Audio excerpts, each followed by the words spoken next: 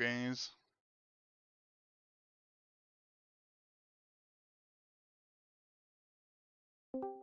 Breaks in between, but I'm doing somewhere between a 20 and a 21-hour raid day. Yeah. Wow, that is impressive. Hello, guys. Hello. Hey, buddy. The first 6 hours will be pretty chill. I'm doing Mythic Plus here in Guild, and not doing Revo stuff to just vibe a bit before splits. So I don't want to. I was asked if I could tank for one of the Revo groups, but that group consists of like 4 other people who normally do 21s, and like I'm not doing that level of sweating at fucking 5 a.m. I'd blow up. You are really getting good. No, it's more like there's also like there's logical reasons to it too, right? I have to go to and from Mythic Plus because I have to keep up with like what's happening in split runs, look at logs, define strategies. I'm gonna be the one who gets DMs of someone being like, "Oh, I can't make it," and then I have to find replacements, and I don't want people to wait for me for that. Or I don't want the Revo raiders to whom it is extraordinarily important to do every single key possible. I don't want them to be waiting for me, right?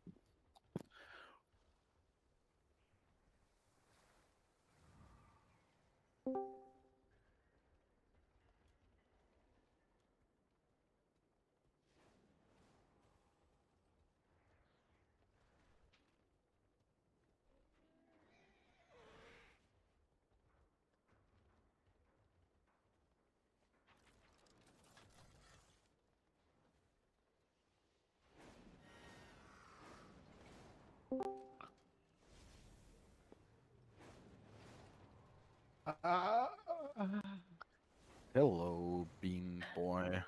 Hello, Thingy.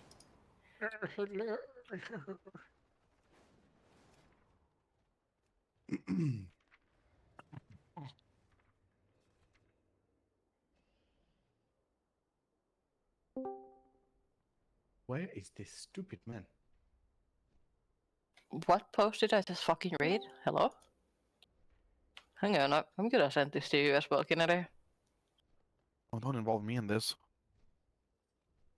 Oh, has Kanechi released my love letters again? What did I just read? Oh, I mean, that's been a thing for ages. Now they're even getting desperate. When the Chinese servers came back, they offered a prize for any Chinese guild to ever win the Race of World First. That would continue growing every single tier. And the joke just became that both Liquid and Echo said once the price went high enough, they would both go to China and compete, but the Chinese teams are not winning. So now they're content with just giving a prize for third place instead. Aren't they increasing the price every year for the rest of it first? Yeah, they're increasing the price, and now they've also reduced it that the price is you win the prize by getting world third, not world first, because they have probably realized that the chances of them beating either Echo or Liquid are near zero. Yeah, I'm sure the money is the reason why they haven't been winning. You know, they just weren't really bothered putting the effort in until the money got high enough. People are weird. I just can't wait to... until the price will be high enough that one of the EU or US guilds just swap to China to take it. I mean, the thing is, any guild that does that basically gives up the chance for getting world first. So they're not going to do that. The prize money will, like, sure, like, cumulatively with interest rates over the course of, like, a couple 100,000 years, maybe, but the prize money is not worth it.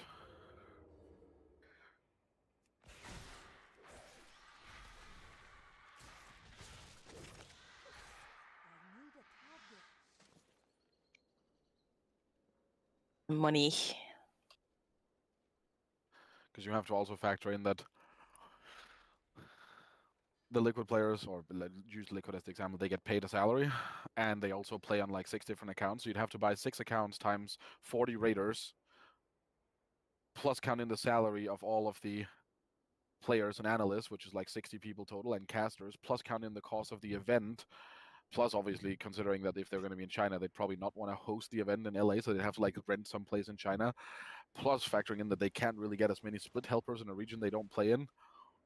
And once you just look at the money, Liquid's already spending like way over 2 million during the race. So unless the payoff is like 10 million plus or something, it's just not worth it for them for putting in the effort for like half a year to gear up so many characters to even be able to do it.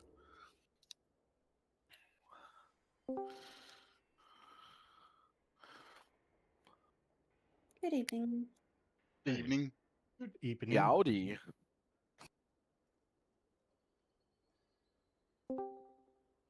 Hello.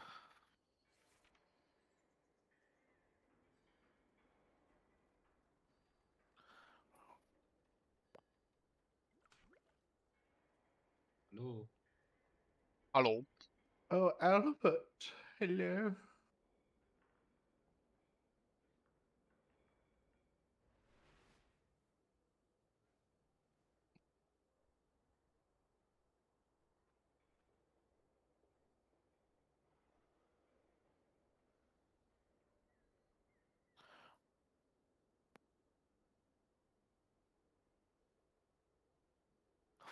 Might take a second before everyone gets rolling into Discord. It's all good. They roll in. They hate it. Yes, yes, I am. What, rolling and hating? Yep. Oh dear. Not again.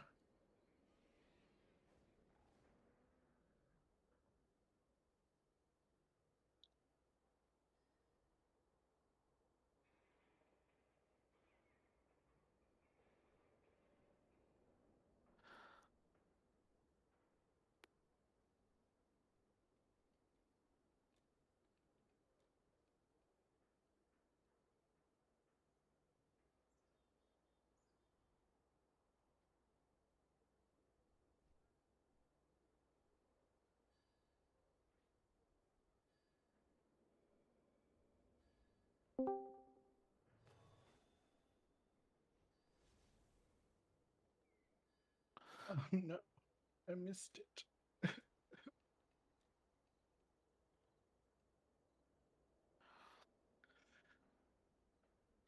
Has everyone had a good week? Are we excited? Yeah, absolutely. No. Yeah, let's Come on, Albert.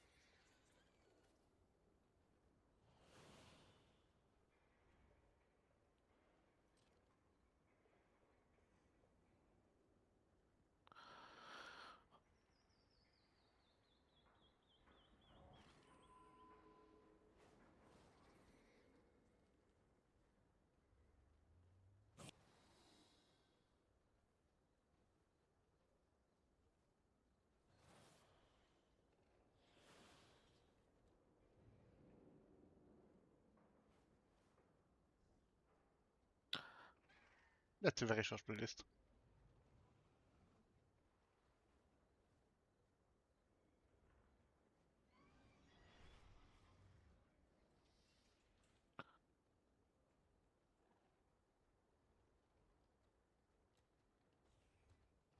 Let's do this.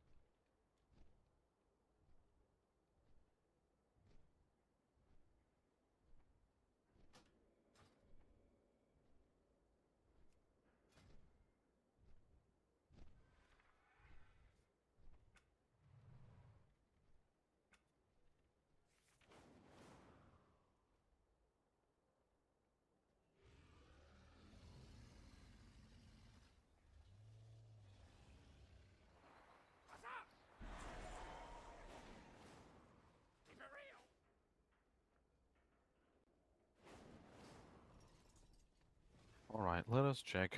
Who are we missing? Missing Slay. Axel.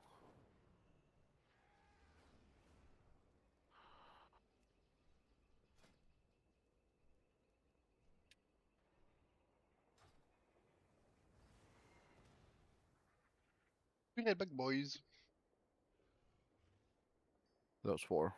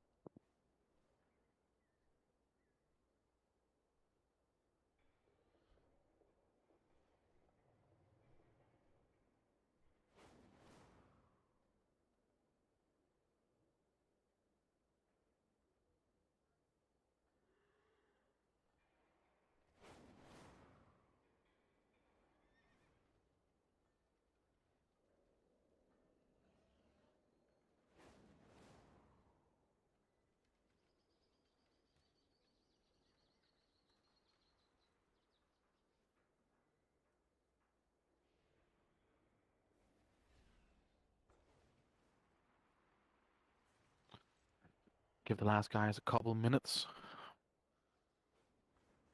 before we start the good old yappening.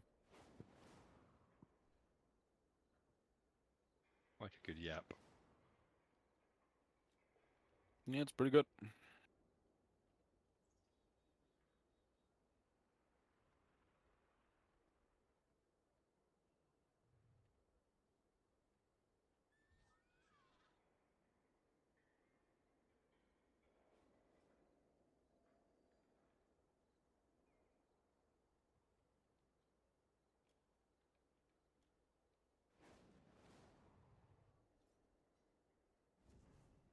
What's the raid looking like so far? Or is it too early to tell in terms of difficulty? Yeah, it's very early to Raiding. tell. Way too early. Fair enough. Just thought if people had opinions from the PTR yet. I mean, the expectation is that the first three are pretty easy. The next two are a little bit of a step up. Fractalus is probably going to be a hard DPS check, and the last two could be a very demonic difficulty really quickly. Hello? Hello? Hey. Hello. Hello? Oh, it's the movie night, as in it's about the strats of the raid? Yes, it's we're No, not watching a movie. Oh, I A thought you movie. were watching Shrek or something. Oh, I Feels love like you. No, we were not watching Shrek. There's We nothing are- stopping us from watching Shrek after. Oh, that was brilliant. Please, I wanna more watch of that throughout the season. I need more laughs.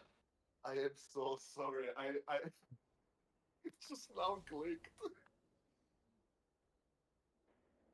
I was messaging Kineti like, is this Shrek mandatory? Do I have to come? No, it's movie night. As in, you don't have to be in game, but I'm gonna be turning on a screen share, and we're gonna be talking about strategies on the bosses. We're not we're not watching fucking Shrek 3. What about Shrek 1? That's better? Of all the Shreks to choose, it's also 3. Ew. Yeah. Oh, are you Shrekist?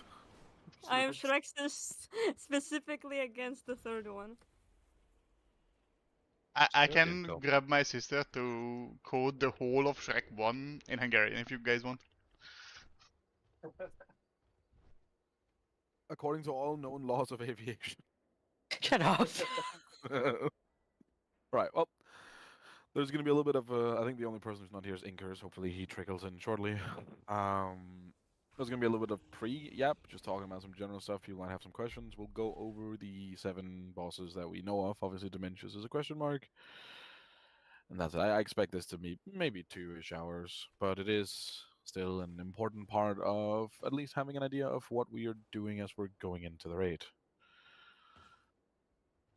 Also notably considering that most of you already know, but I am obviously not there. I'm not in raid with you guys Wednesday nor Thursday. Because I'm in prison. So yeah. Yeah?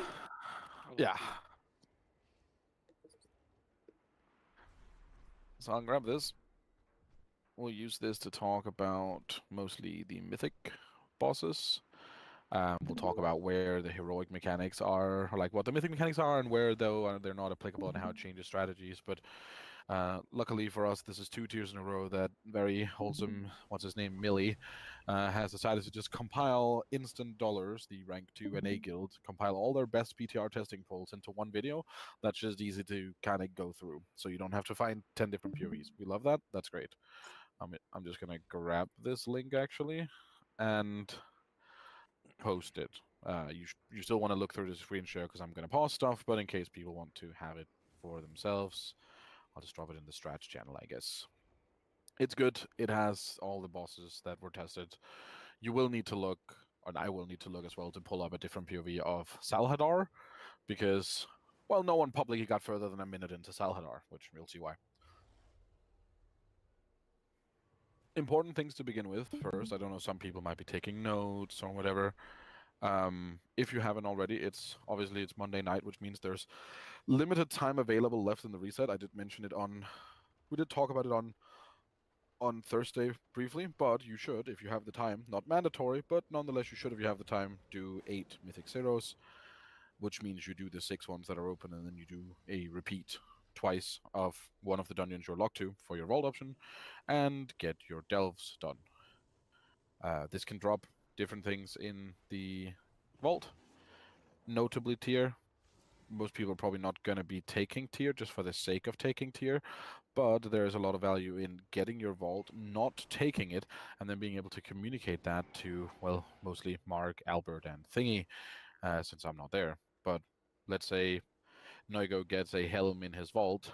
If the others know that when they're doing loot, they also know that Noigo just needs to be given one single piece of tier, and he has a 4-set, because you have one from Catalyst, and you get a second Catalyst either when we clear Heroic, or more likely when you hit 2k, which is only doing 7s, so that should be very doable by the end of the first reset.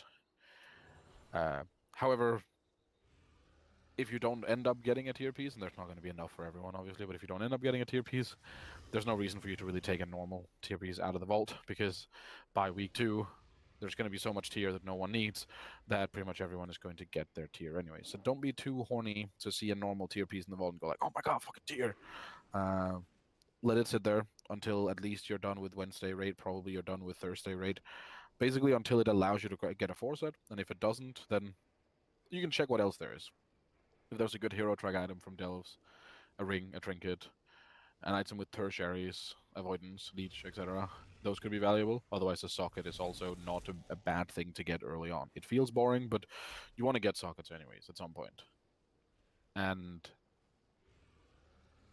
yeah, I mean, I guess that's mostly that. So try to fill up the vaults if you have the time. If you don't, that's fine. Like usual, it's not something that we set as a strict requirement, but it is something that you can do. Similarly, as you're doing that, you'll have gathered some carved crests this week.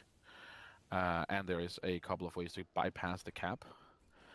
The blue weekly quests in Dornogal, so the do 3 delves, collect 100 Titan Sparks, those type of quests.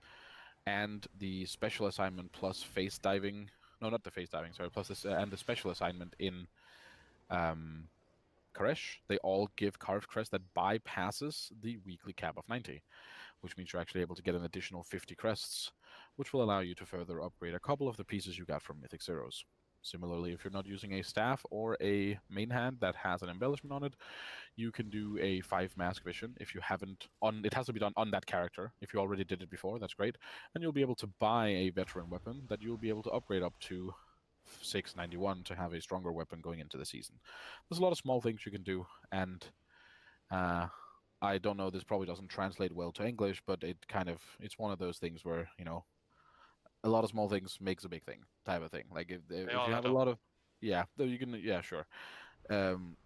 Getting all these like, oh, +3 eye levels here and 30 extra crest there and slightly better trinket there and not taking my vault there. It can all add up, so be responsible with it. Help each other out. I know there's going to be some people who still want to maybe do some dungeons after we're done here tonight, and I know that there's some people who probably want to do some dungeons tomorrow during the day and during the evening. So try to communicate. If you just have to get stuff done last second, either today or tomorrow, and you don't have a lot of time, be aware that you might have to bring some people who are locked. Similarly, if you are locked and you have the time, be free and welcome to offer help still.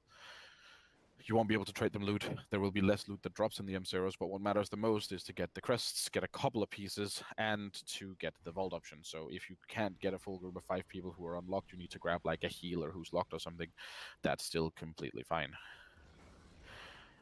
Delves, one small note on those. First off, new season means you have to unlock them again. You start at tier 4, so you got to do tier 4, then 5, then 6, and then 7. You can stop at 8. There's no particular reason to go to 11 unless you want to use Delves to get Gilded Crests. If you do, you obviously have to unlock that. You've all been super used to the Delver's Bounty and the Wave Scambler to spawn the Underpin. There's a similar item this season, however, it requires you to progress a little bit into the Delver's Journey. Basically, this just means that you're not likely going to be able to do it on your main in the first week, or unless you do delves on your alts first. But you basically have to do like XYZ amount of bountiful delves to earn progress in the Delver's Journey before you can actually buy and use the items that spawns the guy. It's a minor thing. And if you fill up your Delve Vault, which you probably want to because most classes have good Delve trinkets, blah blah, you're probably going to run into Kavessa spawning at some point, and you will get your thing anyways. I think that's most of the preliminary stuff. I guess one thing that caused some confusion, and some people weren't here on Thursday, and just in general, Erie is not going to. She's going to be here sometimes for normal and heroic if she has time and if her internet and electricity permits it. But due to the inconsistency in when she's able to log on and play for more than 10 minutes, we're not going to commit to her being a core part of the team. So effectively, she's welcome in normal and heroic. She won't be getting any priority on loot, but she will not be doing mythic with us. Similarly, some of you managed to say hi very briefly to Kia, the resto shaman we were supposed to recruit. However, due to unforeseen work circumstances and her schedule changing, she will not be able to raid on Mondays, which means that she is not going to be here. The only resulting change of this is that I am staying on healer, so that we still have an extra healer, and we have Sugar temporarily coming in after a break, and we'll have a lot of people who will hopefully be able to flex into heal if needed, because obviously I'm gone on all Thursdays and I won't be there the first Wednesday and etc. But we'll take that as it goes. Raid leading on first Wednesday and then Thursdays in general will be done by a combination of Mark and Albert. However, one thing we're also going to do is we're going to try to do more of our progression stuff on Wednesdays when I am here in the short period we do Thursdays, and then leave Thursdays for reclear. So say next week, let's say this week you guys kill, well, I'm there Monday, right? But let's say we kill heroic and normal and 6 heroic. Maybe next week we either grab a lockout or something similar and we start on the 5th boss and we kill 5 and 6, and then we work on Salhadar and Dementius.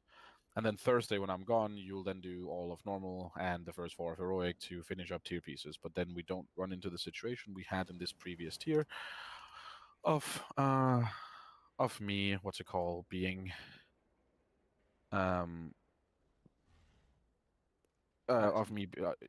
me being absent and you guys doing a new progression boss, which caused some confusion and some concern. So we'll try to prevent having too much progression hours put into the days that I am not able to be there, which also lines up because Thursdays we also won't have Annie because she has her own raids. So using Thursday, as long as it makes sense, to just be a farm day of let's get all the easy shit done and let's get all of our tier gear and our trinkets and our crests and our vaults seems logical. It also might mean that we might stop the Thursdays 1 week earlier than expected if we feel like we're not getting much out of them anymore. But that's the general plan, to avoid having any sort of confusion on the Thursdays. Yeah, there's a couple like specific loot related things, but we can take those after bosses, I think. I had to call that a little bit of a pre-yap. Any semblance of questions or anything to add on the initial stuff here before we start Yes, going? Mm-hmm. So I noted down that yes, if we get like vault pieces in the vault, tier pieces in the vault, we don't take them, but we inform them. Do we like this is I guess like a question to everyone involved in that process? Do we just DM? How is that, or is there like a channel for that? I don't know. Well, I mean, I guess that just depends on what do you guys prefer, Mark and Oh, Albert? I'll dig out the tier sheet tracker Right. Yeah, we have that. that we have for, but I won't share it around because I think having too many people writing it could be messy. So a DM to me if you want to let me know in advance, or I was going when to we say, get to the Mark, if end of the you're night. raid leading, do you want me to deal with that so you can focus on? Well, I'm thinking this was probably on my list of questions for afterwards, but it's probably a good time now. In terms of loot on Wednesday, Thursday, I think it makes sense to do non-tier pieces when they drop, and then tier at the end of the night. No. No? Because the problem, you don't want to give someone like a good pair of shoulders and then also they're the only No, person we who gets wouldn't tier do shoulders. those either. Like the belts and wrists and rings Well, I mean, and trinkets. yeah, I guess, yeah. I mean, like, but it's such a minor thing. So, like, I think you can just keep it all, and I will try to see if I can swing in the last 15 minutes, like I did this year. Yeah. So, like, it's not a huge deal. Like, either you can drop me a DM and let me know, or at the end of the night when we're like, okay, let's see, what have we got for warlocks, demon hunters, death knights, in terms of drops, and we just figure out if any of us got stuff from the vault. I'm gonna minorly overwrite you here, Mark, and say I would much rather if people just DM, whether it's you or Thingy, when they open their vault and see that there's tier in there, because loot at the end of the night will already take 20 to 30 minutes on the first raid night because there's so much happening. So instead of having to add to those by saying, oh, who had tier in their vault? Oh, what was we... If people just do throughout the day, if we make sure it gets filled in and we have all that information, it makes the loot process much faster rather than much slower. Okay. So if you can reach out to either Mark or Thingy, not me, explicitly not me, if you have tier pieces in your vault and what tier pieces you have. So like, let's say you get both a chest and a head, but maybe you want to know that the head is from Delve, so it's hero trike, whereas the chest is only champion trike. So you'd prefer to take the head if you can. That's a fine way to put it. Obviously, people are still more than welcome to DM me stuff throughout the day, and whether they need to ask questions, I'm sure I'll also be pinged an officer in regards to whether it's loot or strategies. But effectively, just be aware that as soon as like we get to around 11:30, before noon, not in the evening, I am gone. I am off the earth, and I am just locked inside split runs for the next 12 hours. So my brain capacity on being able to really adjust and adapt to other things will just not at all be there. Thank you. Yeah? Okay. Well, I will then start this fancy video, and I've turned off sound. You can also turn off sound on Discord. We don't need to hear their comms. Raid layout. First boss, obviously, is the first boss. Then you can choose between second and third. And then after that, it is technically a straight line. There's technically an optional boss, but it's not optional. So, yeah, it's just there. Right.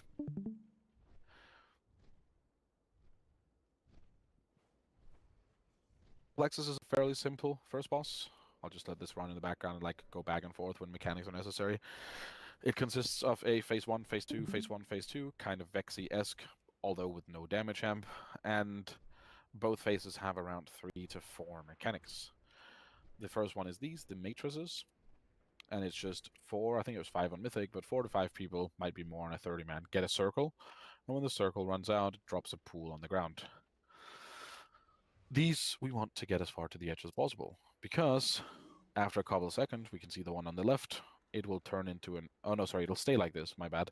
And if you ever walk into this pool, it will teleport you and the pool to somewhere random within 20 yards of you and spawn a permanent void zone that slows and does taking damage, which, considering how much movement you have to do in this fight, is really, really bad. So one thing we'll be doing differently than ID does here is that you want to pull the boss over to here, where my mouse is, on the right side of the screen.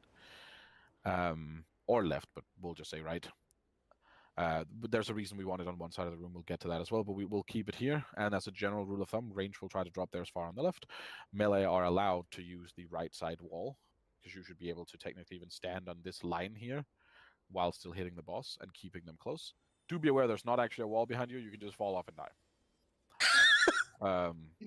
But you're allowed to drop... Melee can drop them close to boss, range drops far, and this does not mean that if I'm an immobile range, so I'm like a Shadow Priest or a Warlock, that means that I'm excused to just not do the mechanic and actually I'm not going to move. Now, if you range, you position yourself in a way so you can get over there, whether you pre-position a gateway, the demonic circle, you have save blink charges, whatever the fuck you do, but make sure they get out. This is kind of the main mechanic to keep control over the fight. And then you have the tank hit. They take it down to the bottom. Now, this is why I'm saying the way that we did it on testing is that we kept the boss on the right, and we put the tank hit on the left. And the tank hit is just your standard. He fires shit at the... Ignore the wall. He fires shit at the ball at the tank. It drops a massive pool, and it does fall off damage to the raid. The raid takes more damage the closer they are. However, the pool that it spawns, which it looks like he put very, very far away with like a bubble, the pool that he spawns does not do a lot of damage, which means the tank can just drop the next pool in the next big hit in the old big hit, and no problem with that. This wall here will be a mechanic in the intermission, but the wall happening like this during phase 1 is a mythic only mechanic.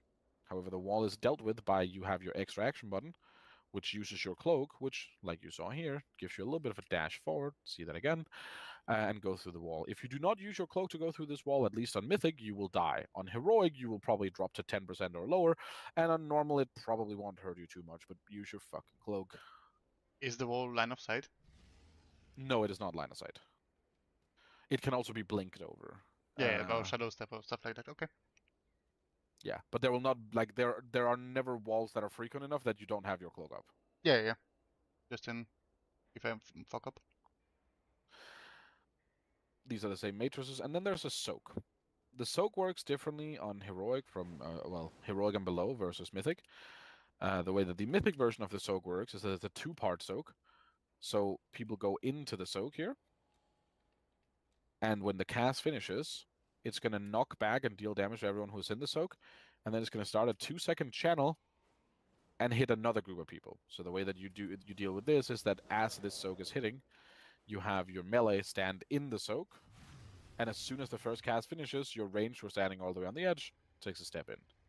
On Heroic and Normal, I'm actually not sure if the soak is even there on Normal, but whatever. We're mostly talking Heroic anyways. Normal doesn't need prep, it just needs to not stand and stuff. On Heroic, this is just one soak. So we don't need groups for it, just get in and soak it. And there is like a standard Blizzard soak. There is if there's not XYZ amount of people in the soak, the entire raid dies. So just stand in them. And then you have the intermission. On Mythic specifically, it spawns 2 of these ads. There's one down at the right below his DPS meters, and there's one up here. We had melee hit the close one, ranged hit the far one, but these do not exist on Heroic. The reason you want to kill them relatively fast is because in the intermission, also there's just all of this stuff happening, right? The spinny beams do damage, the pools on the ground do damage, and the bubbles do a little bit of damage, but also knock you out if you try to walk through them. However, the reason we want to kill them relatively fast, and we'll scroll back in a second, is because in the intermission there will be a wall. This wall will also happen on Normal and Heroic. This is where you need to use your cloak. And on Mythic, if the wall hits this ad before it's dead, the ad will deal a large burst of damage to the raid and give us a permanent debuff that makes us take more damage for the rest of the fight. Yeah, this However, is a fight. You guys may have heard the important news that Death Grip is a rate buff.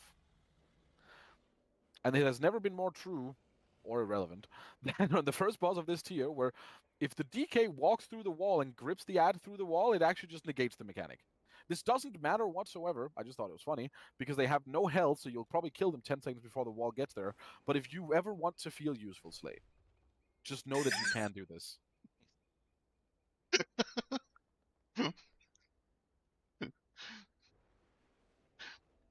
But then you make it up to the boss, and he has a Fucking big absorb DK shield, grip. and he does increasing taken damage every 2 seconds until you break the absorb shield, and then the phase repeats. And you're again going to go back to placing matrices, doing a soak, tank hit, more matrices, tank hit, soak. There is a wall in there somewhere, right? You get the idea.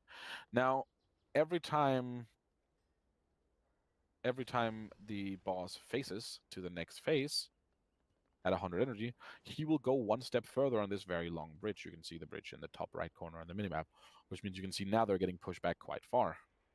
And again, we usually said melee on the closeout, ranged on the far ad. You make it up to the boss, break the shield, and kill him, and it just repeats. I think he gets like 5% damage hemp after every bridge or something. That's pretty irrelevant. It's a rinse and repeat fight, both on Heroic and on Mythic. Once you understand the base mechanics, and you've survived the first like 40 seconds of the fight, you can probably do the entire fight. Questions? How are you? Dead inside. Has the damage How long is decreased the? by... Go ahead, Nuga. You go on. I was about to ask how long is the grace period for the pools from the matrix things before like they 3 teleport you? Like 3 seconds. Okay. As long as you just walk out as you drop it, you're fine. Yep. Does the soak scale down infinitely for player numbers in it? Or does it have a... You need at least 5 and then everybody takes the same You damage? need at least 5, yeah. No, not everyone takes the same damage, so it's kind of like a Muxie soak. Not everyone takes the damage, but if there isn't X amount of people in, you just blow the fuck up. Okay, okay, okay. However, one thing notable with the soak that you reminded me by asking that, you can soak twice. You don't get a debuff that prevents you from soaking again. So if you have like Demonic Circle, Alter Time, Shadow Step, Blink, Transcendence, or whatever of the else, you could here take the first soak, get knocked, and just go back in the second one. Because you can also see the second one only gets like 5-6 people in it or something. Yeah, and you can see like he drops a 75 when he's hit, right? So you could easily, even without a defensive, you could easily take 2 in a row. I So have if you a are, question. yeah. Sorry, didn't mean to interrupt you. No, I was done. Anyways. About the tank soak, or not soak, but like the tank hit. You said he goes on the left, right? I was wondering, like, does it only hit the tank, or is it like an AOE? Because I couldn't see it on the POV. It's an AOE. I can find. Let me pull up my own Yeah. VOD of it. Yeah, You did the boss as well. I was wondering how big it is. So it's infinitely big, but it scales. Is it this VOD? I have to figure out which VOD it is. I think it's this one. That's Revo testing. Is it this VOD? This is our testing. Very good. Let me change. Boy, I love Discord. Here, this should change to... So this is our own testing, which I only started recording halfway through the boss. Haha, lol. Do we even get a tank hit? Yeah, we do. Okay. So, tank hit is going to happen here on Realis. So it starts casting on him. He's going to go up here instead of going down. You can see the pool on the left is from the tank hit, the big blue one, purple one. And all he needs to do is just jump out. And depending on how far away he gets... Also, now you can see what the rune did because it teleported him. But depending on how far away he gets, it does damage to the raid. I guess a better example I can actually give is... Is it this testing? Well, that testing.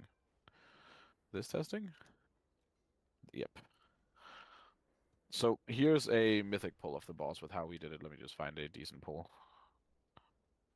Yeah.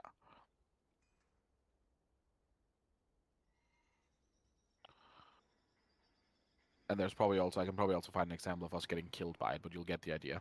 So we're planting like kind of halfway on the right side. And our tank goes all the way left. And it drops a big pool, and then it does fall off damage to the raid. And now here's the thing: if I can find one where maybe it was placed a bit too close to us. I think this one doesn't get out fully. Or, no, it looks like he gets fine out. Yeah.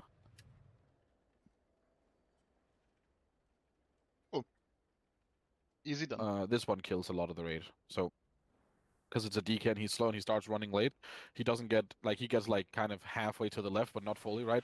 And look at the difference. So now he's what? He's like 10 yards closer to us than if he was on the edge. Look at what happens to the raid health. Jesus Christ. It is very aggressive scaling, so it's very important that we play on the right side of the room and that the tanks get it all the way to the left. Or, depending on, obviously, maybe strategies just turn into everyone does what Instant Dollars did. I'll turn the screen back.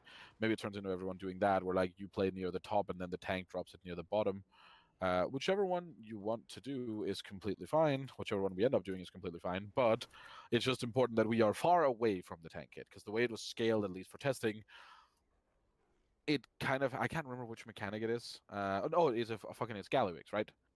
With suppression, where it just has like a linear fall off, where once you're more than like 30 yards away, it just tickles you. But if you're 29 yards away, you take like fucking 10 million damage. And it kind of feels like it's the same thing that's happening here.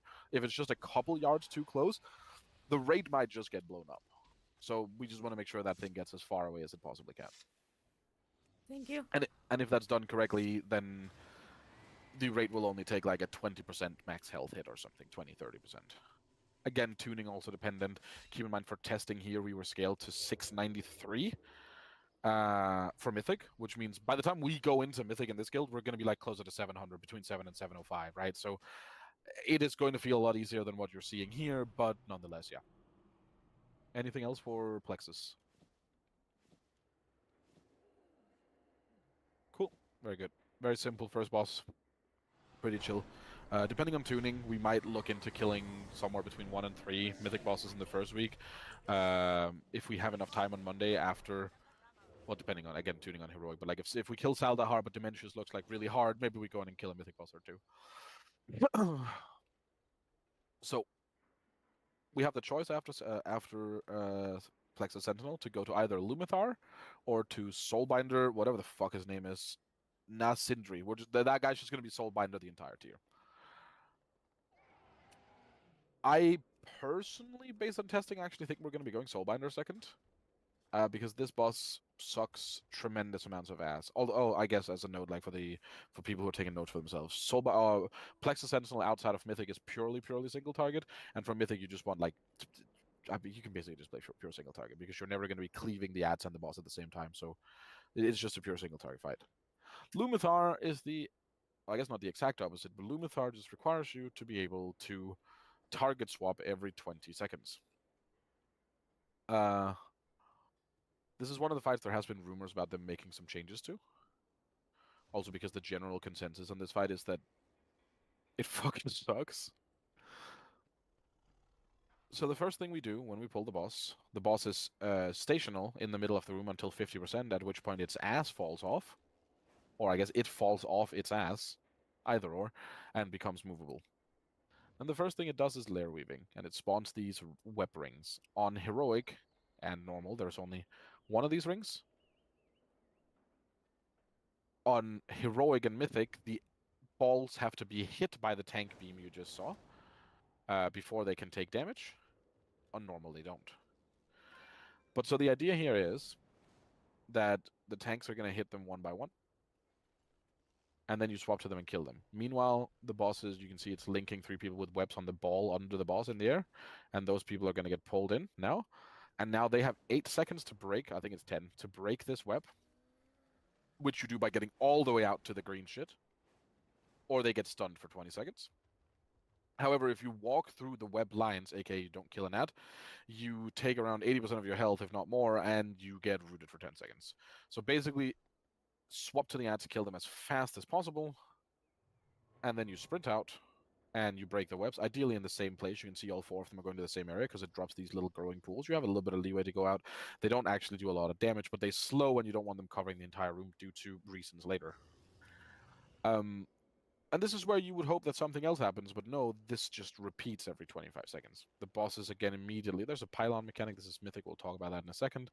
But other than that, the boss immediately just spawns another 2 rings of ads. So you get to hit the boss for like 8 seconds, and then you gotta swap to ads again.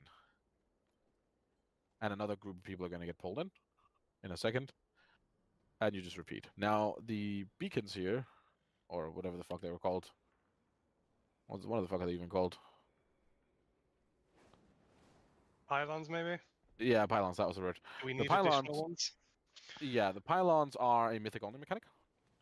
And they spawn on first 1, then 2, then 3, and then 4 of these red dark-ish carpets across on the room at the edge of those, and they just channel a beam into the boss. Every second they channel a beam into the boss without being blocked. The boss pulses AoE.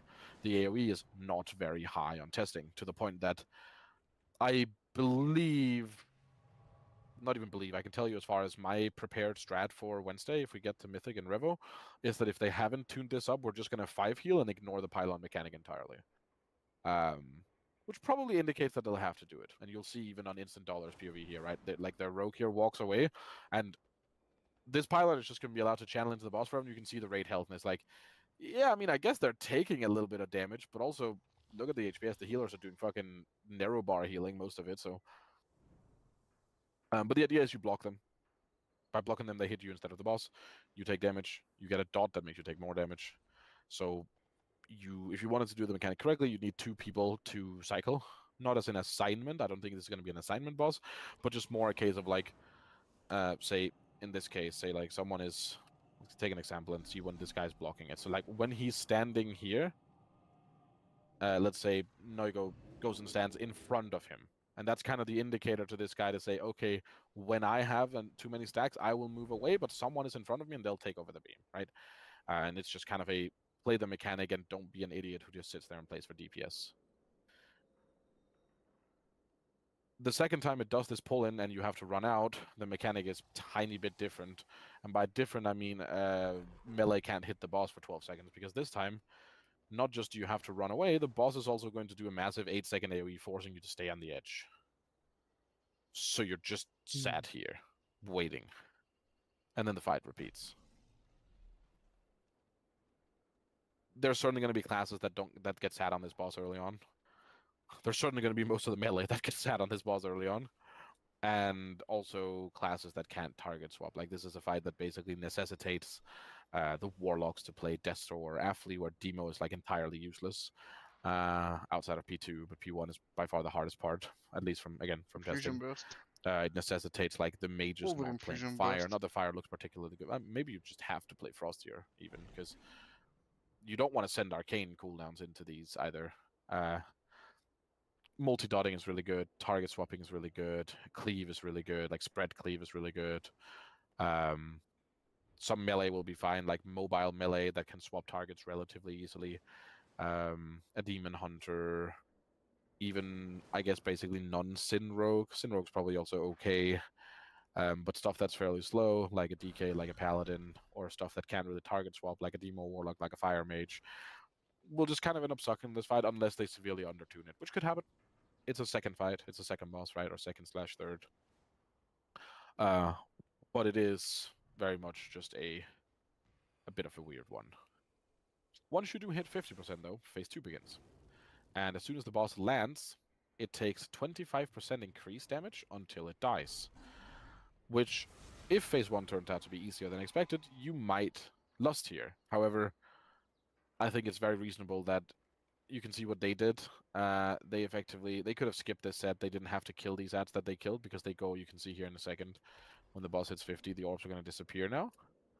So if you're able to push the boss without killing, say, the third set of ads because you lusted on pull, you'll probably do that to make it faster. If you are still going to play 3 ads no matter what, then maybe you save lust. And phase 2 is extremely simple. The boss lands and drops a big pool in the middle. You pull it out to the side, and it just does 2 mechanics. And it just goes 1-2, 1-2, 1-2. It's going to do a frontal, half the raid soak list. Let's call it group 1. They get a little bit of a healing absorb, and they take some damage. Then the boss is going to cast this Arcane Outrage, which basically gives everyone a circle, pushes you back, and spawns another big pool under the boss. And now it repeats. You move it forward. It's going to do a frontal. Group 2 is going to soak this one. Basically just people who didn't soak the first one. And then it's gonna do the pushback with the circles and spawn another pool. And then it's gonna do a frontal for group 1, and so on and so forth, and so on and so forth, until you either run out of room, run out of healing, or the boss runs out of health. Phase 2 is incredibly simple. It definitely is a healing check. It doesn't look like the healers are doing a lot, but when you factor in they were only doing around 2 million HPS at the start, at the end of phase 1, and then we go forward to when the boss is about to die, and they're all doing quite a significant chunk more. I've looked at a couple of logs of kills of this. It looks like the healers are sustaining around 7 million throughout this phase. Which once you have gear, and if there's just consistent healing needed, isn't actually as crazy as it sounds. But there is definitely value in potentially talking about lusting this phase if needs be. It's a fairly simple boss. Phase 1's pretty shit. Target swapping is basically fully Such a mandatory to funny play the boss. fight. Look. You don't want to cleave the ads down and kill them in the last possible second, because that means that the people who are linked to the boss will get stunned. You have to kill them as fast as possible so that they can snap their webs. Any questions? Yes. What's up? Can you teleport Blink Shadow Step through the webs, or is it like the bullshit Yes. where you... Okay, perfect. You Thank you very can much. do that, but that doesn't matter. Well, it can, if I want to top the logs. Because if I have a web and I have to get out, then I don't have to wait for it to die. Or like a tether, not a web. Well, no, but you still have to kill, because you're not the only person who has a web, so you still have to swap to the ads and kill them before you move out. We're not using GCDs on porting out before we have killed the ads. Damage increase. Yeah, that's all. It's not, but yeah, sure, whatever. Anything else?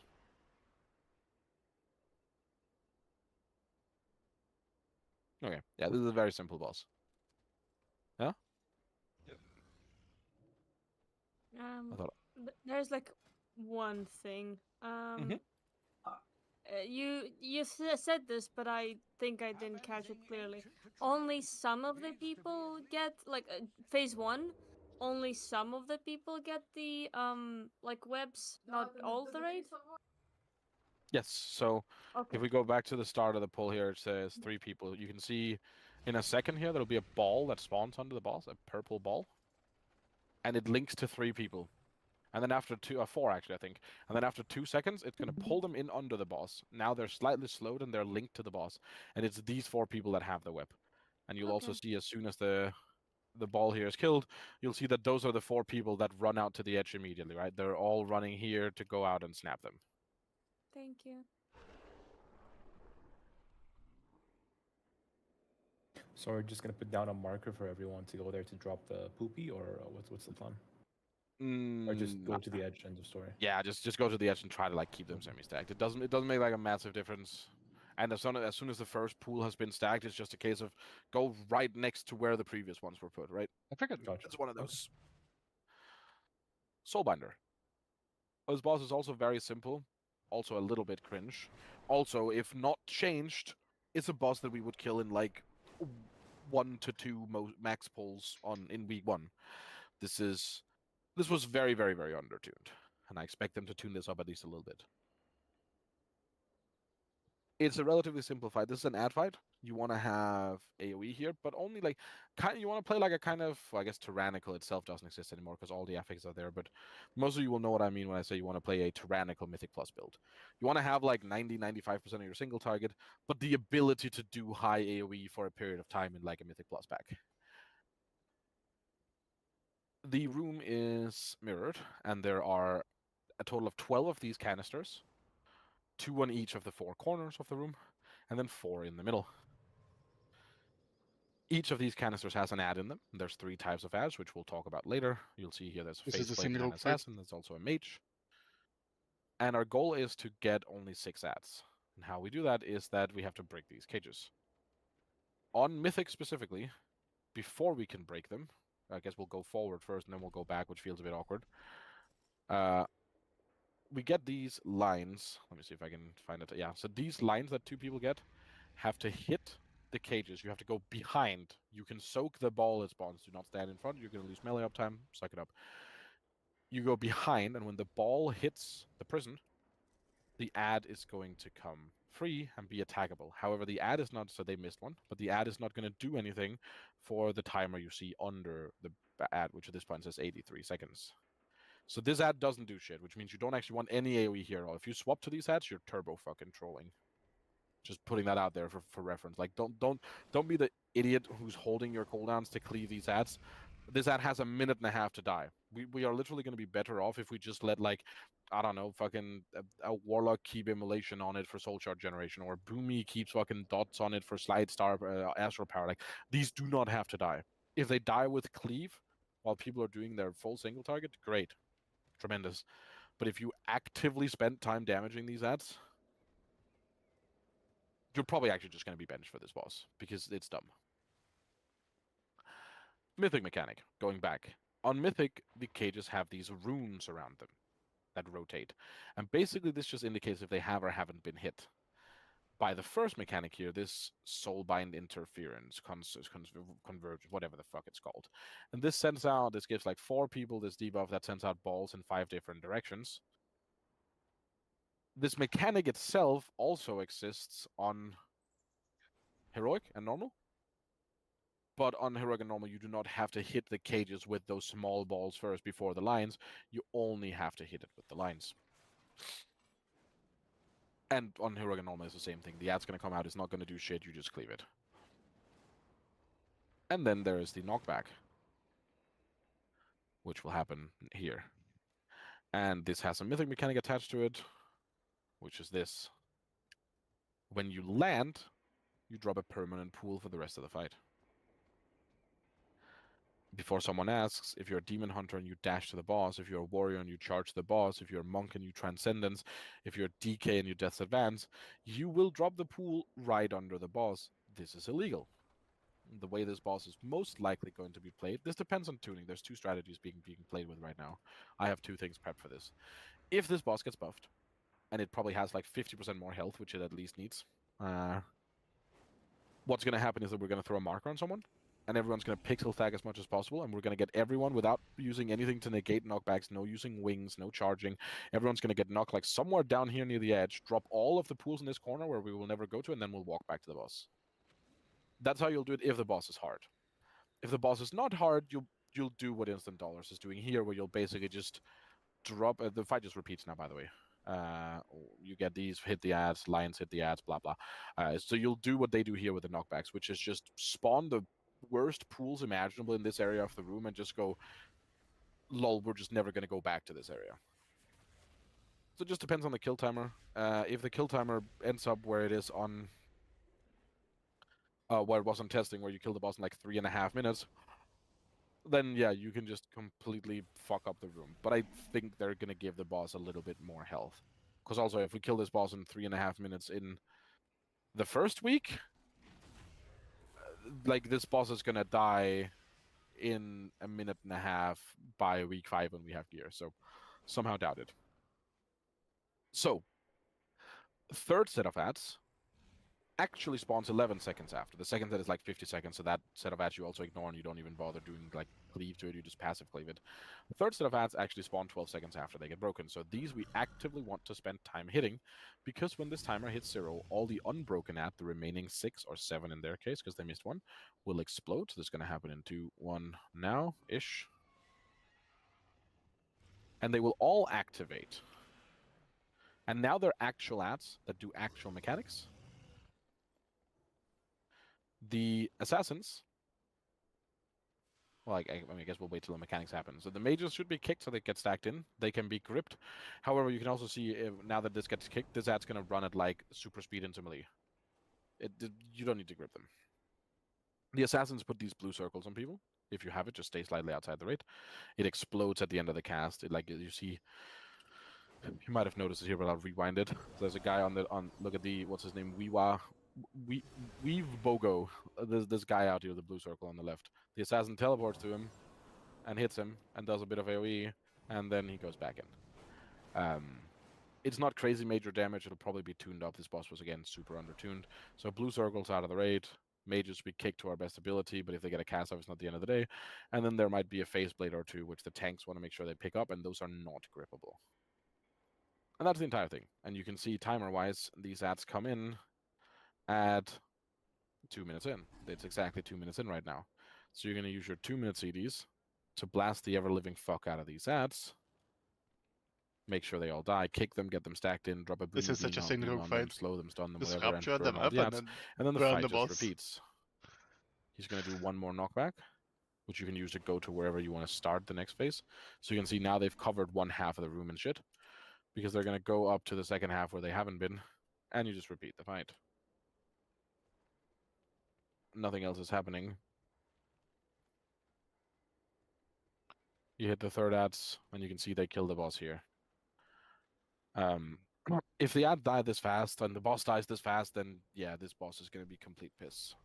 Heroic or mythic changes are that there are 12 ads. Normal and heroic only has 6, so you actually have 0 ads effectively on normal and heroic. They all die before they spawn, which means this is actually not an ad fight outside of mythic.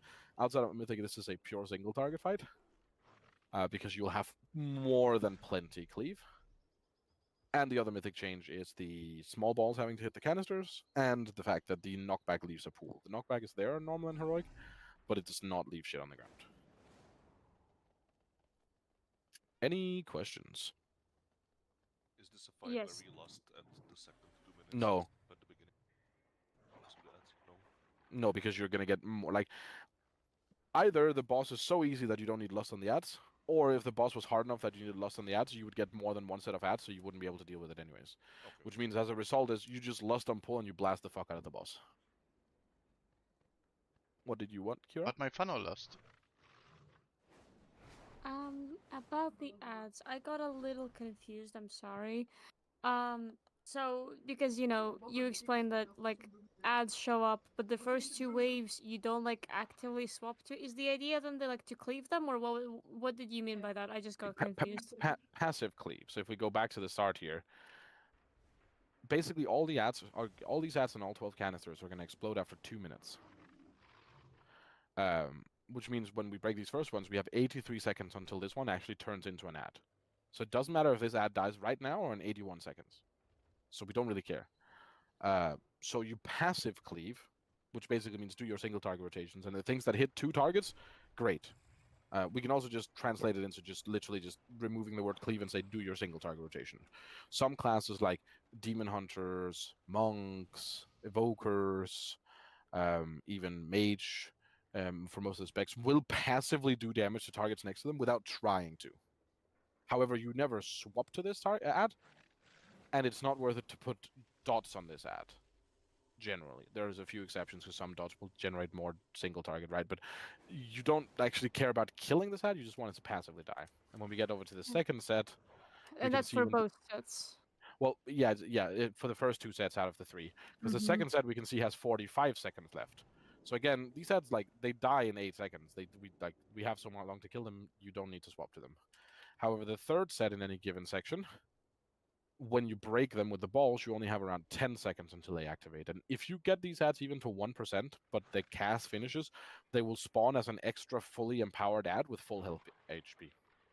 So you want to make sure that these 2 ads, the third set specifically, dies. And then just after that third set dies, all the other ads will explode, come in under the boss, and you will kill them all off. So the idea is to only have 6 ads here under the boss at once. Thank you. And one more thing. It was a thing on the third set of ads. There was like the blue AoE. We as far as I said, we used that to kind of like damage the ads. Or what was the idea with that? Which one? So I think it was the third set of ads, and there were like blue AoEs. You pointed to one of the No, players. oh no, that's you taking damage. Right. It is a debuff that the assassins put on a player. So you can see over on the right here, and on the left, the assassin is jumping to this guy and will do damage to everyone inside the blue circle. So if you have the blue circle, you stay out of the group. It doesn't look like it's really doing a lot of damage, again, under-tuned, but I would assume that once this boss actually is tuned up, if everyone stays in with the blue circles, the rate's just going to get annihilated. Because you can see they don't cast it very frequently. But yeah, blue circles leave. Thank you. Thank you. So you can see the Boomy there is leaving, this guy's leaving, they're just taking the blue circles out of the raid. Yep, anything else? Before we move on to... Is there only 3 types of ads, or is there more? Yes. There's only those three, and those three are all prevalent in all three difficulties. However, again, if played remotely correctly, you will never actually see an ad in normal or heroic.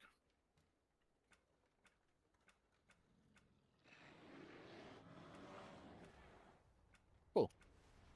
So those first three bosses are a lot easier than what we're going to be getting into now. Forge Weaver is where this is going to be our first wall. Kind of similar-ish to Undermine, where this is kind of a Styx. Much better fight than Styx, but nonetheless a pretty large step up from the first three. Not incredibly difficult, not unmanageable, but it's certainly noticeable that there's a shift in raid design here. So Forge Weaver is a effectively pure single target fight. If you are a class that has the ability to do a little bit of burst AoE or spread cleave, like bandit style, you know, Destroyer, Athlete, Warlock, Shadow Priest, stuff like that. However, not Evoker in this case, you'll see why later. This is good to have on this fight, but you don't want it to be giving up your single target too much. We're going to talk about this fight on Mythic, and then I'm going to point out what is not there on Mythic and how it changes afterwards, because the fight is kind of different between the two difficulties. But the notable thing is when we pull the boss here, below him, there's a green mark. To the left, there's a red mark. To the right, there's a blue mark. These are the collectors, pylons, whatever the fuck we're going to call them. The entire fight revolves around these. Every mechanic interacts with these pylons in some way. So the first thing he's want to collectors. So the first thing he's going to do is he's going to activate a collector. He's invoking a collector. He's invoking the one down at the bottom here, the green mark, entrance one, whatever we want to call it. And there will be discs coming out of that one to dodge. No, you do not have to get PTSD from Richard Reverberation. They will not mind control you. They just do a bit of damage. Then on the opposite side of the pylon that he activated, he will spawn a little black hole. At the same time as 3 people get the first 3 ads. And these ads on Mythic have to be placed behind the black hole because they are immune to all damage and CC before they have touched this black hole. Once they have touched it, they are prone to all damage and CC. You can grip them, you can stun them, knock them, slow them, etc.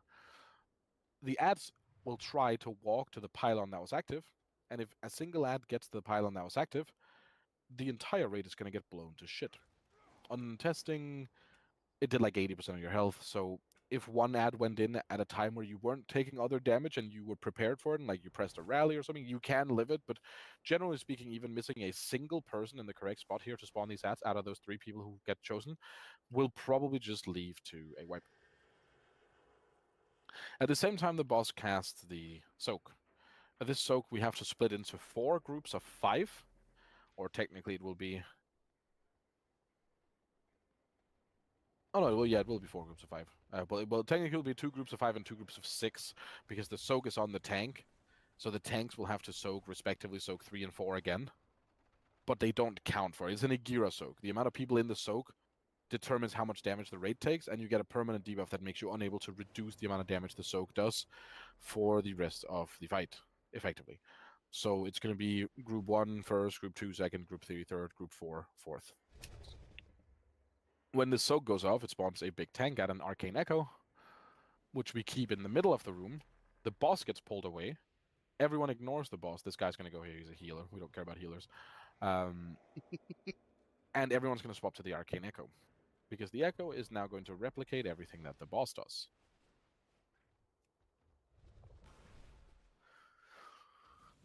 And the phase just kind of amps up. So now both that boss and the Echo will invoke a collector. So now 2 of these will spawn. It won't send discs out from both of them. It'll only send discs out from one, but it'll do 2 waves of ads back to back, which means now you can see this is kind of hard, but I can just go back a second. It's an indicator, but it's a bad one. From the right side of the screen, there's going to be like a black fucking shooting star shooting through the room. It's coming here. This indicates the black hole spawning. Because once he activates 2 collectors, you actually don't know which one he's going to use first. So we have to keep an eye out, and obviously because the black hole spawned here, we know that it's going to the opposite one up in the top right corner. So we immediately rush over. 3 people are going to get targeted with that. You can see those are the people with the purple arrows that are going to spawn now, or like lines-ish, and they just turn into a fully fledged beam. They go behind. The ads spawn. They hit the black hole. The second soak happens, so group 2 soaks. Now we swap. The other tank takes the ad. The first tank takes the boss. The boss gets pulled away. The ad gets kept here. The second black hole spawns. We immediately pull the arcane echo ideally down towards here. You can also leave it here and just let the people with the debuff run, but everyone has to be aware that the next black hole is spawned. You get behind the black hole immediately with the next set of ads, so that those ads also get empowered, or de-empowered, I guess. And you kill those off while you're focusing down the echo. And then the same round of mechanics happens again a third time, but this time you do not get a tank at. However, you do get all 3 black holes back to back. So we get the first black hole at the top, I think. Yeah, and they're gonna run up here. Gonna put the 3 ads behind it. And it's gonna spawn the ads, and you're just mostly focusing the boss here. You'll like these ads, if they're being slowed and stunned under the boss, you don't have to fixate or focus them. They don't have a lot of health. Then you see the second black hole coming to the bottom. It's already up. We can't see it on his screen, but it's there. So the next group of people who has ads goes behind that black hole. Boss gets pulled in front for cleave. And there will then also be the third black hole coming through from the bottom of the screen up to here now. There you go. And you go up to the last one, spawn the third set of ads. I just skipped forward, sorry. And you kill these off. Notably, this final set of ads here of the phase you want to deal with, because you want to actually try to hit, because the boss doesn't knock back here and start the intermission. And these will still keep going to the collector, and if you don't kill them, you will die. Yeah, this is a sub fight. So now you have the intermission. And the intermission has these 3 collectors, the ones that do all the mechanics. You have to kill these at the same time, and by God, I hope they've changed this, because the initial testing version of this, you had a leeway period of just over 1 second before the raid got one shot. They all had to die within a second of each other, which was fucking crazy. That's sus, but we yeah. hope that they fix it. You'll see ID nearly wipe to it here, because it just starts doing rate-wide like wipe damage super fast. For the tanks, so for the DPS, you're just going to be assigned here. This is just going to be a case of like, okay, these 5 people go to pylon 1, and these 5 people go to pylon 2, and like the fucking boomies and the, well, I guess we don't have a boomy main, but like the priests and the warlocks will stay in the middle, probably playing Destro or Affley, and like hitting all 3 of the targets and cleaving them down. And then we just communicate and say more in green, less on blue, more in red, right? Until they're all at 10%. However, the tanks have an entirely different job.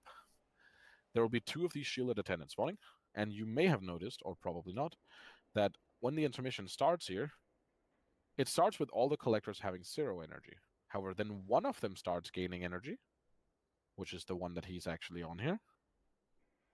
And then in a second, the second one of them is going to start gaining energy, around now, I believe. Yeah, so now the second one is gaining energy. When they hit 100 energy, they're going to try to cast something on the boss. Can't remember what it's called, but you'll see it in a second. And either you block it. Oh yeah, right, Arcane Convergence. They actually don't block it. They actually don't do this mechanic correctly. Either you block this beam with the ad, or it does very high rate damage. They managed to kill this fast enough that it only gets 1 single missile projectile off that can do damage, but you can see how much damage this does. We don't want that. And they kill everything at the same time, so they don't actually wipe to the not killing it at the same time. But the idea is the 2 tanks communicate, and you like let's just say Annie throws a ping out. Like say Annie picks up an ad, she pings the one that starts with energy, and she calls the Slay and says, "I'll go green." And then once the second energy pylon comes up, Slay pings that himself. Or the second pylon that starts gaining energy has shown itself effectively. Slay can ping that, see which one it is, whether it's red or blue, and he just goes to that. And you just stand in front of it, blocking the beam if the cast goes off. This is effectively the DPS check, that you can block 2 of the collectors when they hit 100 energy, but if the third one hit 100 energy, you've failed the DPS check in the intermission. Yeah. And now it just repeats. You do the entirety of phase 1 again. Actually, there's one minor thing. When this intermission is over here, the boss is going to do a channel, and the DPS players are going to love this, he's going to take double damage for 15 seconds. Woo, DPS empowerment something. And they didn't integrate some bullshit where he takes double damage, but you have to run across the entire room 3 times while he takes it. No, I know, it's crazy. Damn. Best boss ever. And then it just repeats. Notably for the tank, these attendants send you to the Shadow Realm. They melee partially magical, partially physical, and they melee harder and faster with every single consecutive melee they do on you. So you want to keep swapping these after the intermission or during the end of the intermission, even when we're doing the damage amp. And hopefully they're killed off by around the time that you get the first soak, which spawns the first tank ad. But just be ready to accept the fact that, like, whichever one of you has aggro on the boss before the intermission is going to be the one who has aggro on the boss after the intermission. You're not going to touch the boss. You're just going to be swapping these attendants every, like, 20 seconds, 15 seconds, because otherwise they're good. They have a lot of health. We don't want to focus them. The boss has a high DPS check, but they will just shred you. Just be aware of that. This is definitely the point of the fight that tanks want to use CDs. But now just repeats. He invoked a collector. We're going to spawn the ads. We're going to get... oh yeah, we skipped a tank ad here, I think. Yeah. So you skip the first tank ad because there's attendance up. That's why how they did the tuning. Then we're going to get a tank ad. We're going to get 2 of the sets of ads at the same time. We're going to get a tank ad and get 3 of the sets of ads, and then you're going to get intermission again. Second intermission, the only difference is that it spawns these small pools on the ground. The other stuff is the exact same. Now, notably, there are 2 ways to do this boss, which we can talk about in a second, but there's a phase 3. And phase 3 is this. Some of you've seen it on normal and heroic, but he breaks the wall and starts pulling you in. The pull-in gets stronger every 3 seconds infinitely, to the point that you can't run against it. And if you touch that black wall at the bottom they're getting pulled towards, you just die. On Mythic, it also spawns ads in this phase. However, they do not have to go behind a black hole. They just spawn and you just kill them. And this is just a DPS race. This is just, can you kill the boss before he sucks you into the hole, or before the unavoidable raid damage becomes unhealable. Yeah. So, let's talk about a couple things, and let's talk about Mythic changes. Number 1 is that there are 2 ways you can do this boss. What you may not have noticed, and I wouldn't blame you for doing so, is that Instant Dollars purposely stops damage at this point. Because you want to not face the boss here.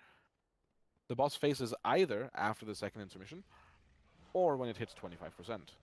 Right now, it seems for progressional purposes that you really want to get the boss to around 25, 26 before the second intermission, because what it allows you to do is finish this intermission, press Bloodlust, and skip the first 15% of phase 3 by just burning the boss during the damage amp while he's supposed to actually be in the final phase. If this doesn't get fixed, this will certainly be the way that we kill it, and it might result in us having to hold cooldowns for like 20 seconds or hold DPS entirely. But if we can just, like, imagine it on any other fight, right? Imagine that we could start Muxy at 25% instead of 40, right? Imagine if you could start Bandit at like 15% instead of 30, stuff like this. It is a very, very large, it's more than half of his health in the remaining phase, right? 10% instead of 25, so it's removing more than half the phase. If this is doable, you'll do that.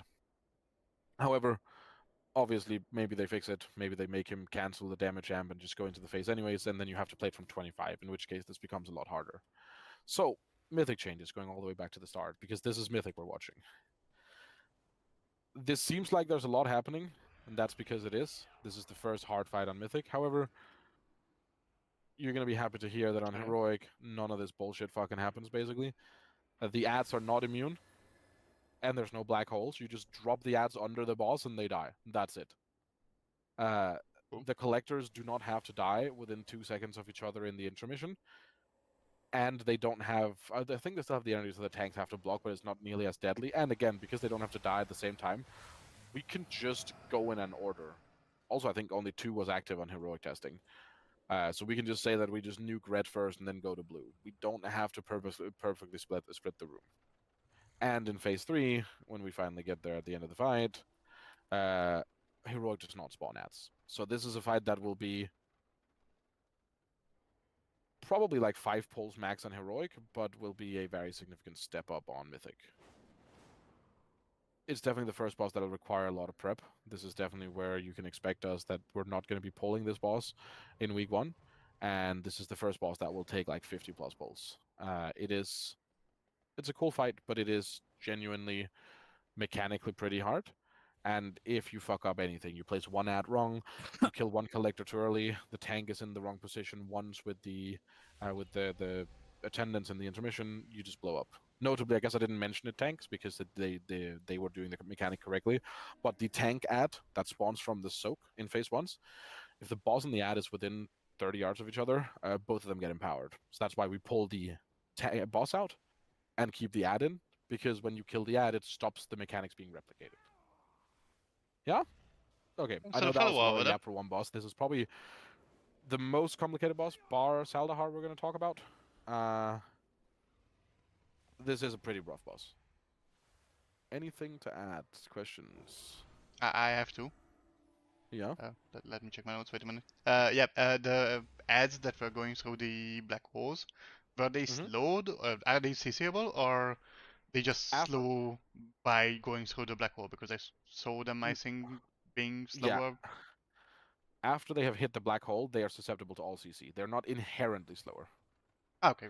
But what is happening is, like, if there's a frost mage, if there's a rogue with slowing poison, whatever, as soon as it goes off, you can just CC them. So, like, you can see as soon as they come into melee, they're getting stunned, they're getting slowed. There's thorns on them. There's an arcane mage pressing barrage. They're just getting perfect slowed. Yeah. Yeah, and the intermission, the DPS check on the pylons are timer based. Yes. So you can see here with the intermission starting that the first collector is already going up. You can see it on the rate frames on the right? So it's at 50 energy. Now the second one is starting to go up, which means the DPS check is effectively, we're still fine here. Now the third one is at 17 energy, and it looks like it's gaining around 4 energy every second. 3 to 4 energy every second, which means they had an additional probably 15-ish seconds by the time they killed this before the enrage would have actually hit them.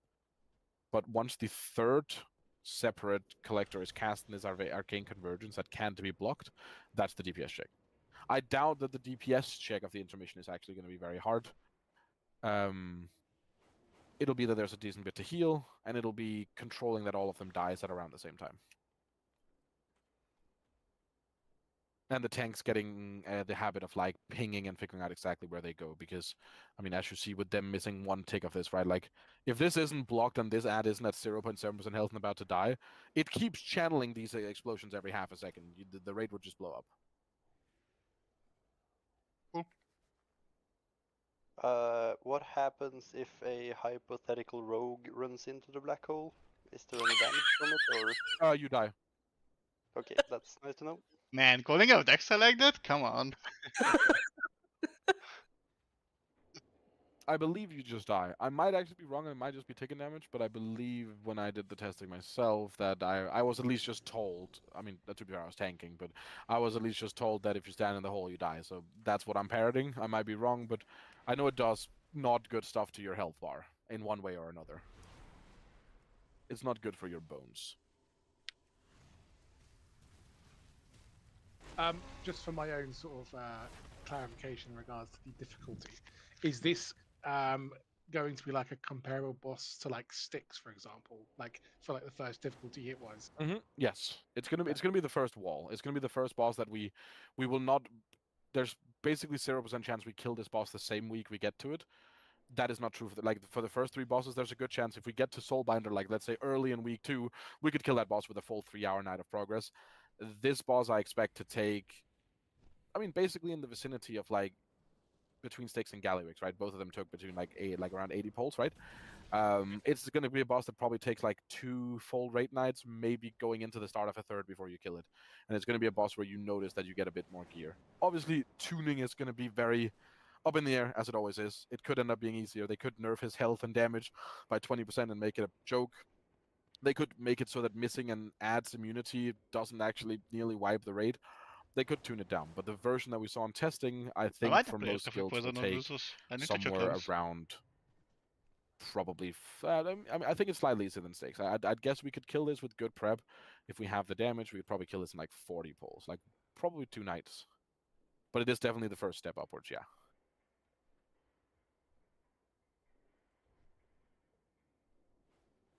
So for the Arcane Echoats, yeah, where did you say it spawns from?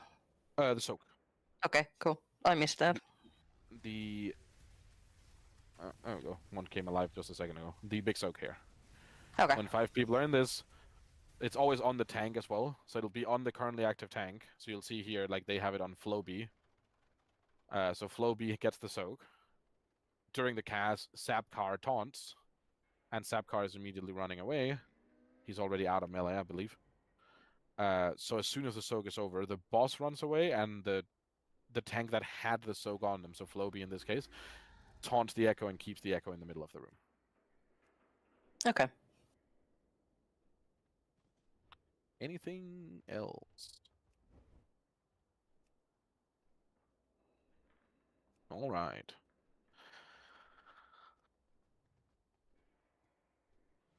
So then we have Soul Hunters, which is on paper an optional boss, but it's not an optional boss.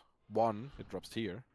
2, it drops the only heavy haste neck of the season, and it's high haste, low mastery, which a lot of classes are gonna want to get. It's like 8. I think in Mythic Track it's like 8,000 haste and 1,500 mastery. Like it's a pretty decent chunk of haste. 3, it drops a decent AoE trinket for both tanks and DPS, I believe.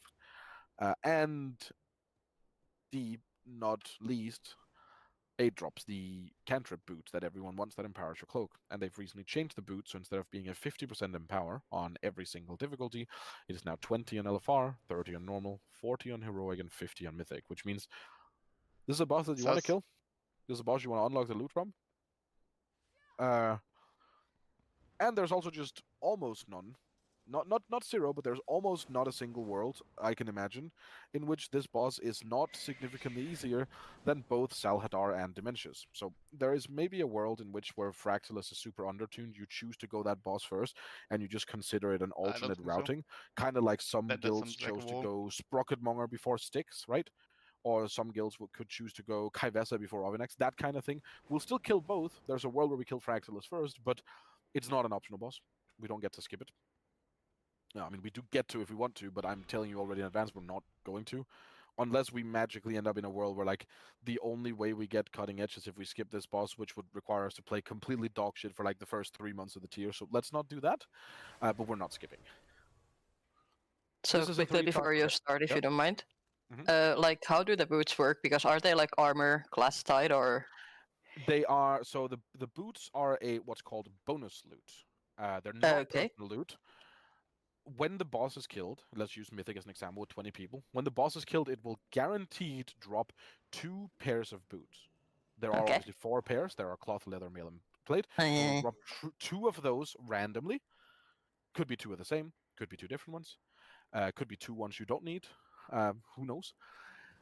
And they will be handled like normal loot. They can be rolled on, and they will be done through Loot Council, which means 30-man, normal, and heroic will drop 3 pairs of them, 10-man will only drop 1, 15-man will have a chance to drop 2, and so on. So they're a guaranteed drop. You guaranteed get 2 pairs of boots every week from Mythic, and realistically, for as long as we're doing heroic, we're also going to get 2 pairs of boots a week. So everyone will get them, barring RNG. Like if there's, I haven't looked specifically at the. I mean, let's look at the roster, right?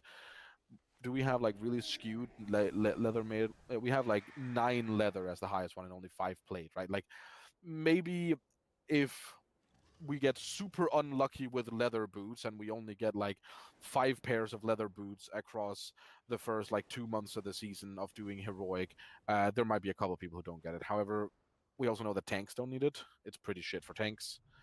And I mean, yeah, they will drop and people will get them. And yes, the people who don't get them on heroic will get priority on them on mythic. The people who get them on normal will not get priority on heroic, and so on. Because the boots, having the boots at 30% is still much better than having no boots at all.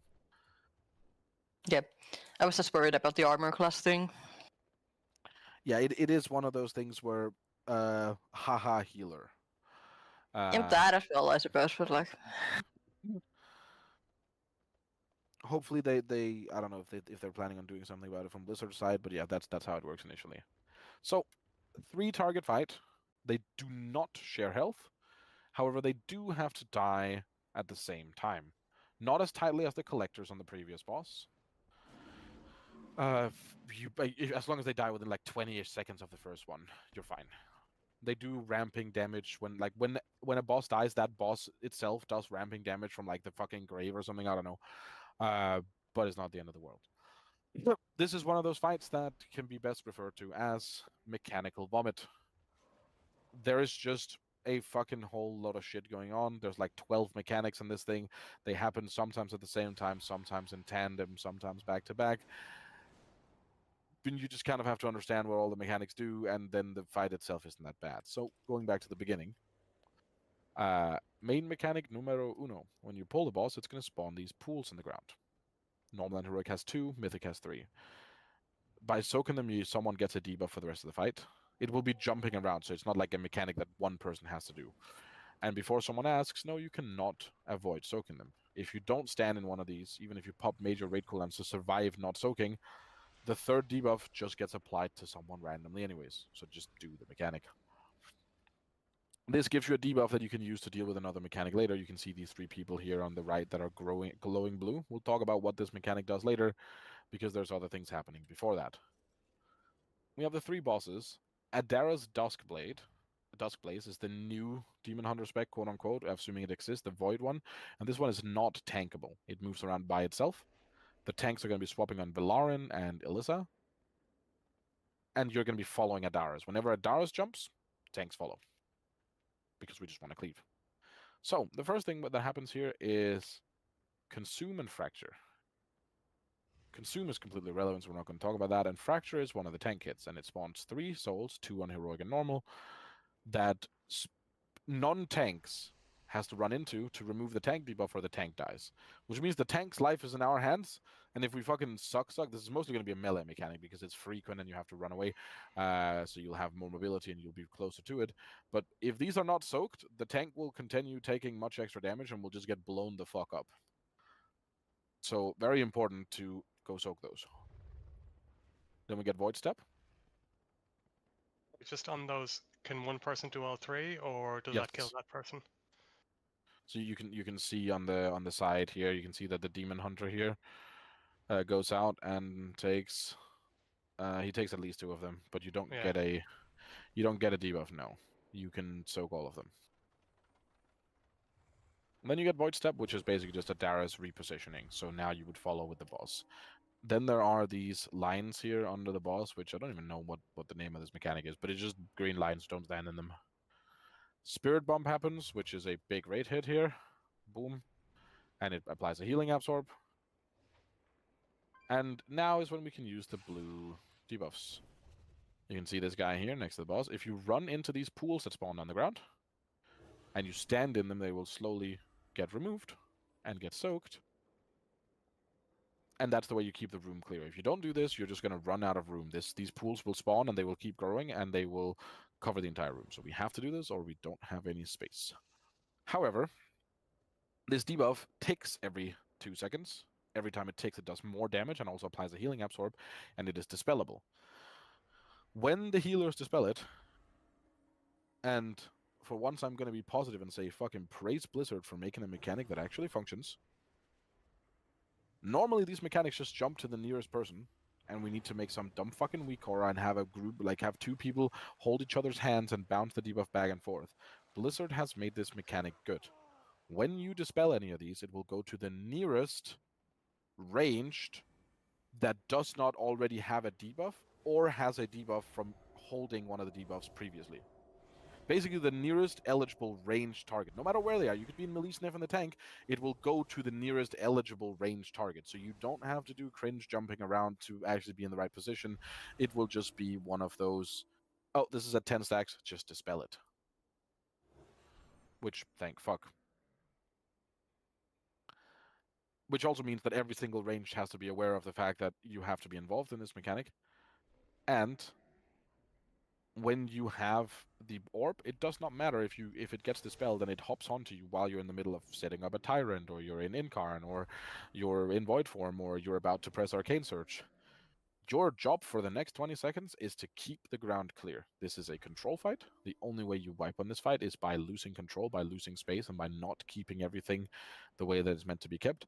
You do not wipe on this fight because Billy did a million less DPS, because it so happened he got unlucky and he got the debuff during his cooldowns. So just be aware that the expectation is as soon as you get the debuff, you go do your shit. Obviously, if you're like one GCD away from like your CD, sure, press the CD, but you're not going to be able to stand still for the entire thing. You have to actually make sure that you go do the clearing, or it becomes unmanageable extremely fast. Now, then we have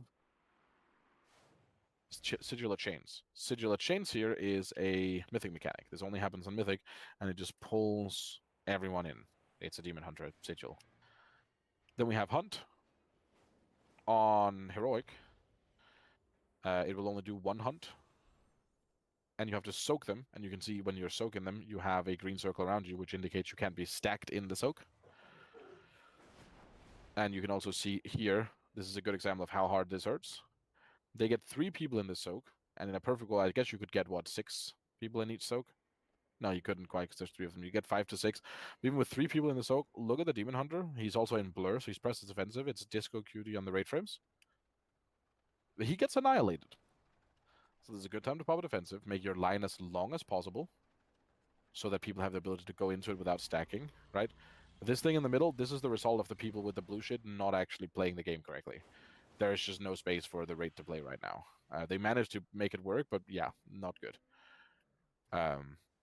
This little guy that spawns and does a frontal is also a mythic mechanic from one of the other guys. It doesn't do anything, it's just don't stand the frontal. However, if you are a class with an immunity, you can immune the hunt, and you do the opposite. You make the line as short as possible. So technically, what this Demon Hunter should have done, because he's a Demon Hunter, is that he walks into melee of Adarus, into melee of like this a copy here that's going to hit him, and then he presses Nether Walk. That is not even just legal, it is very much encouraged. However, if you find yourself like relatively far away and you're making the line like kind of half long, but you're going to immune it, just ping it and communicate like, oh, don't stand in this.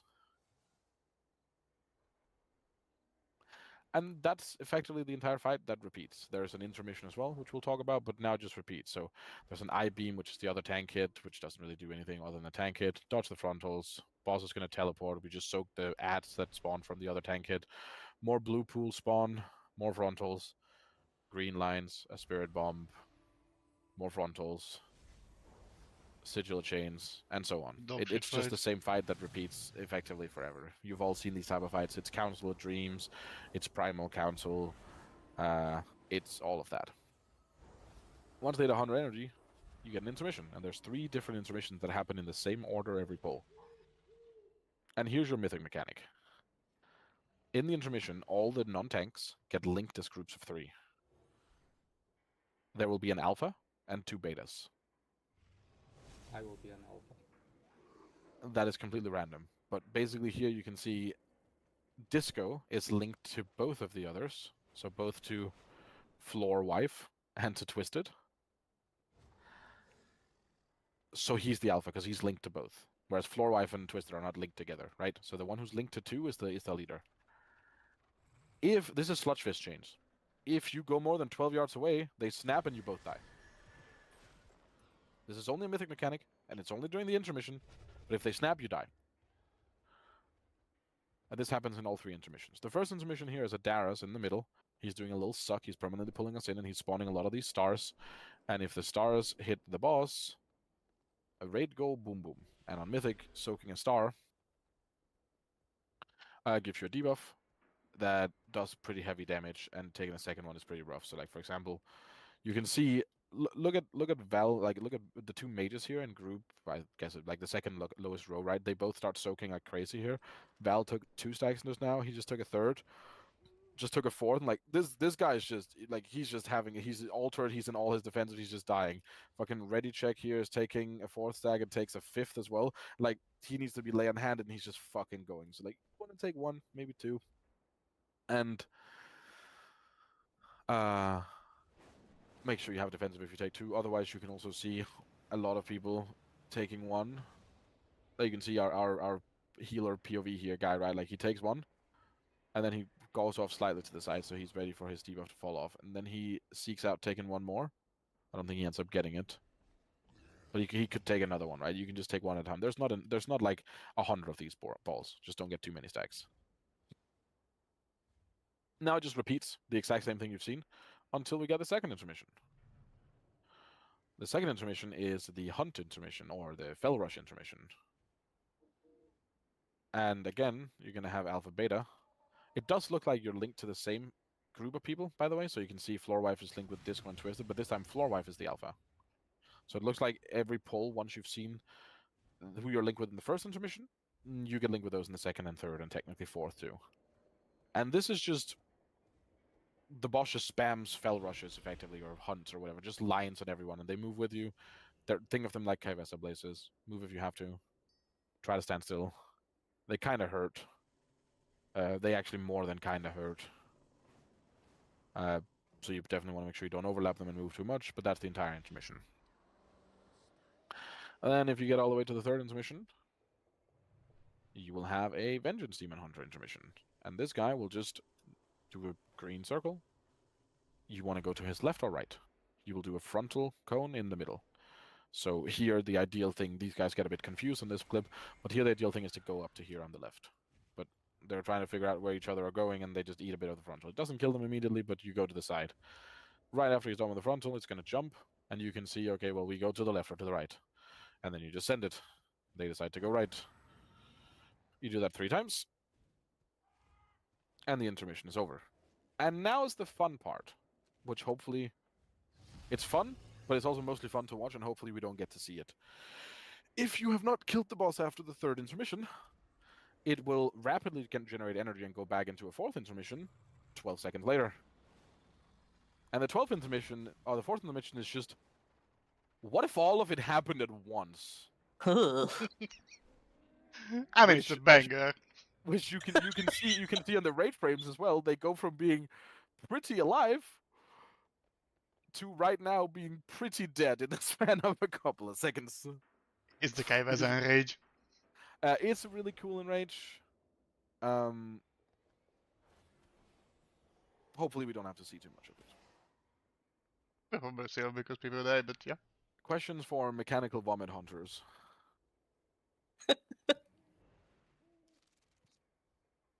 This boss is just ass. Did they fix the scaling on normal? Because obviously when we did it on PTR, we hit the enrage on normal. It felt really odd. I mean, we don't know because normal was only testable that weekend, but yes. Oh, okay. PTR is always fucked scaling wise. Like there has been, an easy example would be Aberrus in Dragonflight, where most people notoriously remember Assault of Sakali being a really, really, really easy boss. On normal testing, that boss was impossible. It just had too much health. So yeah, they've gonna, and even if they haven't fixed it, even if magically Enrage was actually a thing you were hitting on day 1 of normal, that would be fixed immediately. So don't have to worry about the tuning aspect of that. It would be the sorry. Go ahead. Just those green dashes, you know, the ones that you said that you can make longer or shorter, and people are obviously getting in them. Can you just go over that again? Yeah. So it happens here. So one of the bosses TPs away. We get Sigil Chains at the same time. He's going to TP, I think, over here on the right. Oh no, he's up here, and he's going to target 3 people with the hunt. Okay. So you can see this guy has the arrows, the eyes above his head, right? He's the main target. Mm-hmm. So by walking away from this clone down here at the bottom, he makes the line longer, which allows for people to soak, because when you soak, you get a green circle around you, and if other people are in that green circle, you get killed. So by making the line longer, it means that instead of having only 2 people being able to soak, here you can see they easily fit 5 people in this long line, and no one is in danger. And you can see the same thing happening in the top right here, where this guy with the arrows just got the second charge, so he's going to be running straight through the room as well, right? He's just trying to make this line long, and now they go back in, and there's going to be a third charge too, which, oh yeah, it's coming now, and they've made that one long as well. Yeah, that makes sense. That's fine. So it's just stretching them out for space. Also, you do get a debuff for 10 seconds, so you can only soak 1. However, if you're an immune guy, or I think a tank guy, you can soak 2. So you can stand either in an overlap. So you could stand either like here in the middle. You can see Vanas does this. Who the fuck is that? Am I blind? What the fuck was that name? Wait, how I not like? Is the quality ass? The quality is fucking ass. Is it Valmain? I don't know, but I think it's the rogue actually with cloak. But yeah, if you can immune and soak 2, that's great. If you're a tank and you can soak 2 just with a defensive, that's great. If you're a normal guy, You probably don't soak two. I think, can you soak the first and the third one? Now I'm just curious. I'm just checking for myself. So if you get hit right here, you get hit at... Does he have a like specific combat timer somewhere? No, he doesn't. You get hit at like 110 or 118. And the last charge hits... Yeah, no, you don't. It's only 6 seconds, so you cannot soak more than once unless you have an immunity. Cool. Anything else? Did you say... Sorry, go ahead. Did you say the Sigil of Chains is a mythic only mechanic? Correct. Okay. Only on Mythic does it pull everyone in. Yep. And on my end, you said there's something to clear the puddles, right? Is this a ranged only mechanic, or is this a melee as well? The way that it worked on testing, whenever it got dispelled, it would go to if there was a single range that could be eligible for the debuff, they would get it automatically. Okay. So unless you didn't bring enough ranged, it should be a ranged only mechanic, yes. Gotcha. Cool. Thank you. Which also results in it being kind of Sprockenmonger-esque, where we're going to make sure that we have enough range. You probably want to have at least, and it doesn't down prioritizes healers, I believe. So you're going to want to have at least 6 to 7 ranged DPS, because ranged is just significantly better with all the movement and the clearing. Cool. Fractalus. This is your single target DPS and healing check, and as usual, is your simplest fight of the tier.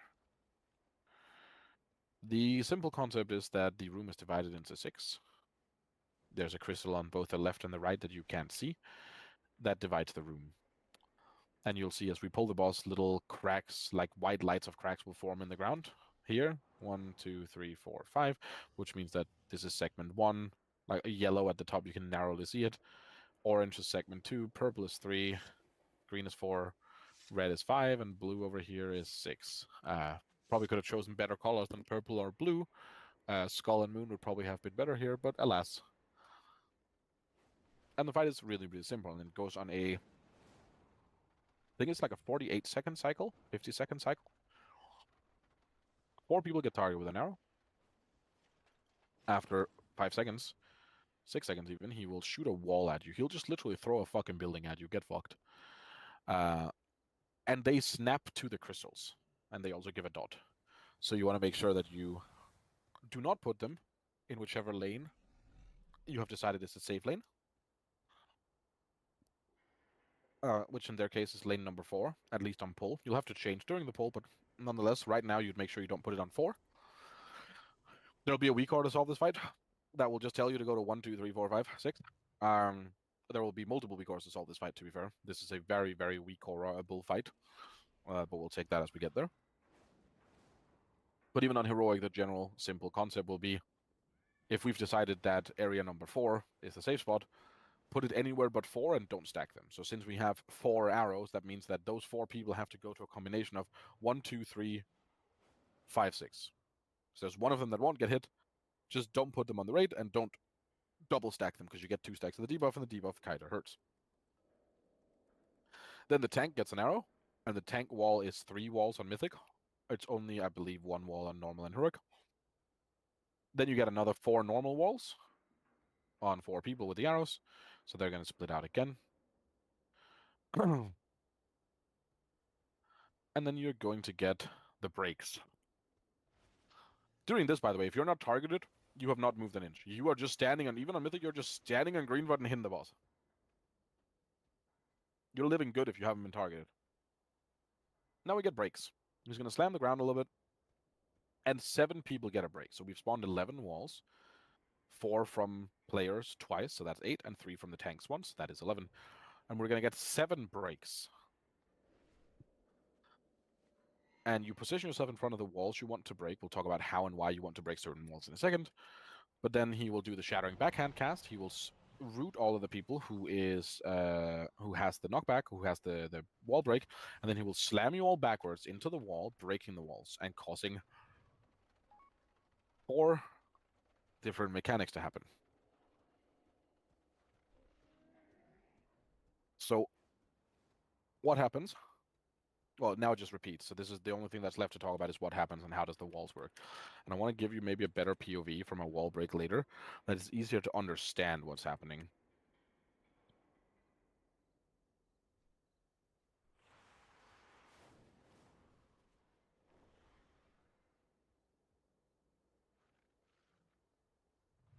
Okay, he doesn't really give a good POV. I think there's like one time he turns around. I just need him to turn around and look at the walls.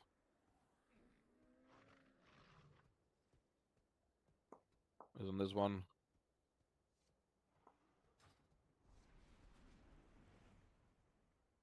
No. God damn it. I guess it's this one probably. Yeah, okay. So, first of all, if you ever stack 6 walls on top of each other, as you can see, this one we can see here has 5. 1, 2, 3, 4, 5. If there's ever a 6th wall on any crystal at one time, the boss enrages and one-shot you. So that's your enrage. And since you get 11 walls but lose 7 walls with the breaks, you net gain 4 walls every 45-ish seconds, which means eventually you will not be able to not have the boss get enraged, which I think if played perfectly, I think if you make minor mistakes, you'll hit the enrage at 530, and if you play it literally perfectly and you also use like some immunity stuff to sacrifice certain things, it is possible to push the enrage forward to like 610. But so this is the area we're talking about, 5.5-ish minutes. The walls do different things. Wall number 3 and 4, the white walls, or the lightest walls that you see in this segment, and this is true for every segment. Walls number 3 and 4 will always be the lightest ones. And those are the ones that will spawn the blue pools on the ground and put the blue circles on players. And you just spread out with that. Dodge the pools and spread with the circles. Walls number 2 and 5 are mythic walls, the slightly darker ones. And they will... Well, I guess technically wall number 1 is also a mythic wall, but whatever. Wall number 2 and 5 is a mythic mechanic. That makes it so that when you break these walls, the amount of those that you break, the amount of darker blue, the amount of 2s and 5s you break, is equal to the stacks of a debuff you get. You can see they have 3 right now from breaking, and this is just rate damage.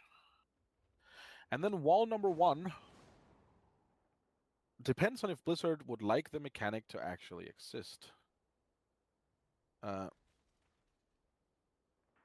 Because half of the people who did the testing did not actually see this mechanic. It was bugged. The intended mechanic, and the only thing that'll probably make this boss remotely difficult on Mythic outside of just raw DPS, is that whoever breaks a wall number 1 will permanently get a little red circle on them for the rest of the pull that has an insta-kill aura around them. And if you think that sounds cringe, that's because it is. And I can show you that because you can see instant dollars did not get theirs at all, but I got them when I did the testing. So let me see. Well, I didn't get it myself, the mechanic, but others did. So let me see if I can find a POV of it. Here, this guy right below me. So they're about to get the knockbacks. It's going to go on Avernus here. So basically what happens is that Testanes here is closer to the wall. Actually, they only break 2. Again, it's bugged. But so he breaks the wall first. Avernus gets the second one. You can see that he's going to creep up on me from below me here. And now for the rest of the fight, if Avernus touches, if anyone comes inside this red circle, it is a insta-kill aura. It doesn't do damage. It's not cheat deathable. You can't press cloak. You can't pop a defensive or a health pot. It is an insta-kill aura. You die. No way around it. It is just death. So it just means that these people have to stay out. And you see me almost getting fucking knocked into this guy. Which, yeah, this might be. I don't know if this is a pull where he kills someone. I'm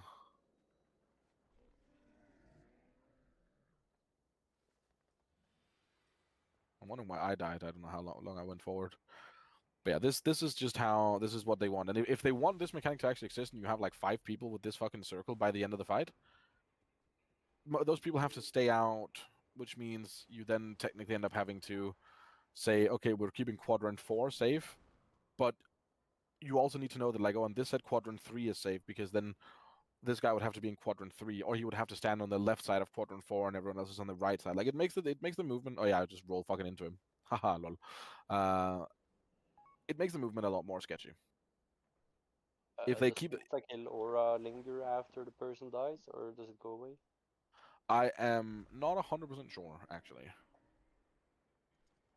I guess we'll figure it out. That's a good question. I mean, I guess we can. I guess this is on a tank. Oh wait, no, he died earlier. Yeah, no, it's. Oh wait, no, he's over on the right. Let me see. That is a good question, and I probably have a clip of it somewhere here. Let's see if we can find a pool. Oh, there's someone. Savely 2. Does Savely? Who the fuck is Savely?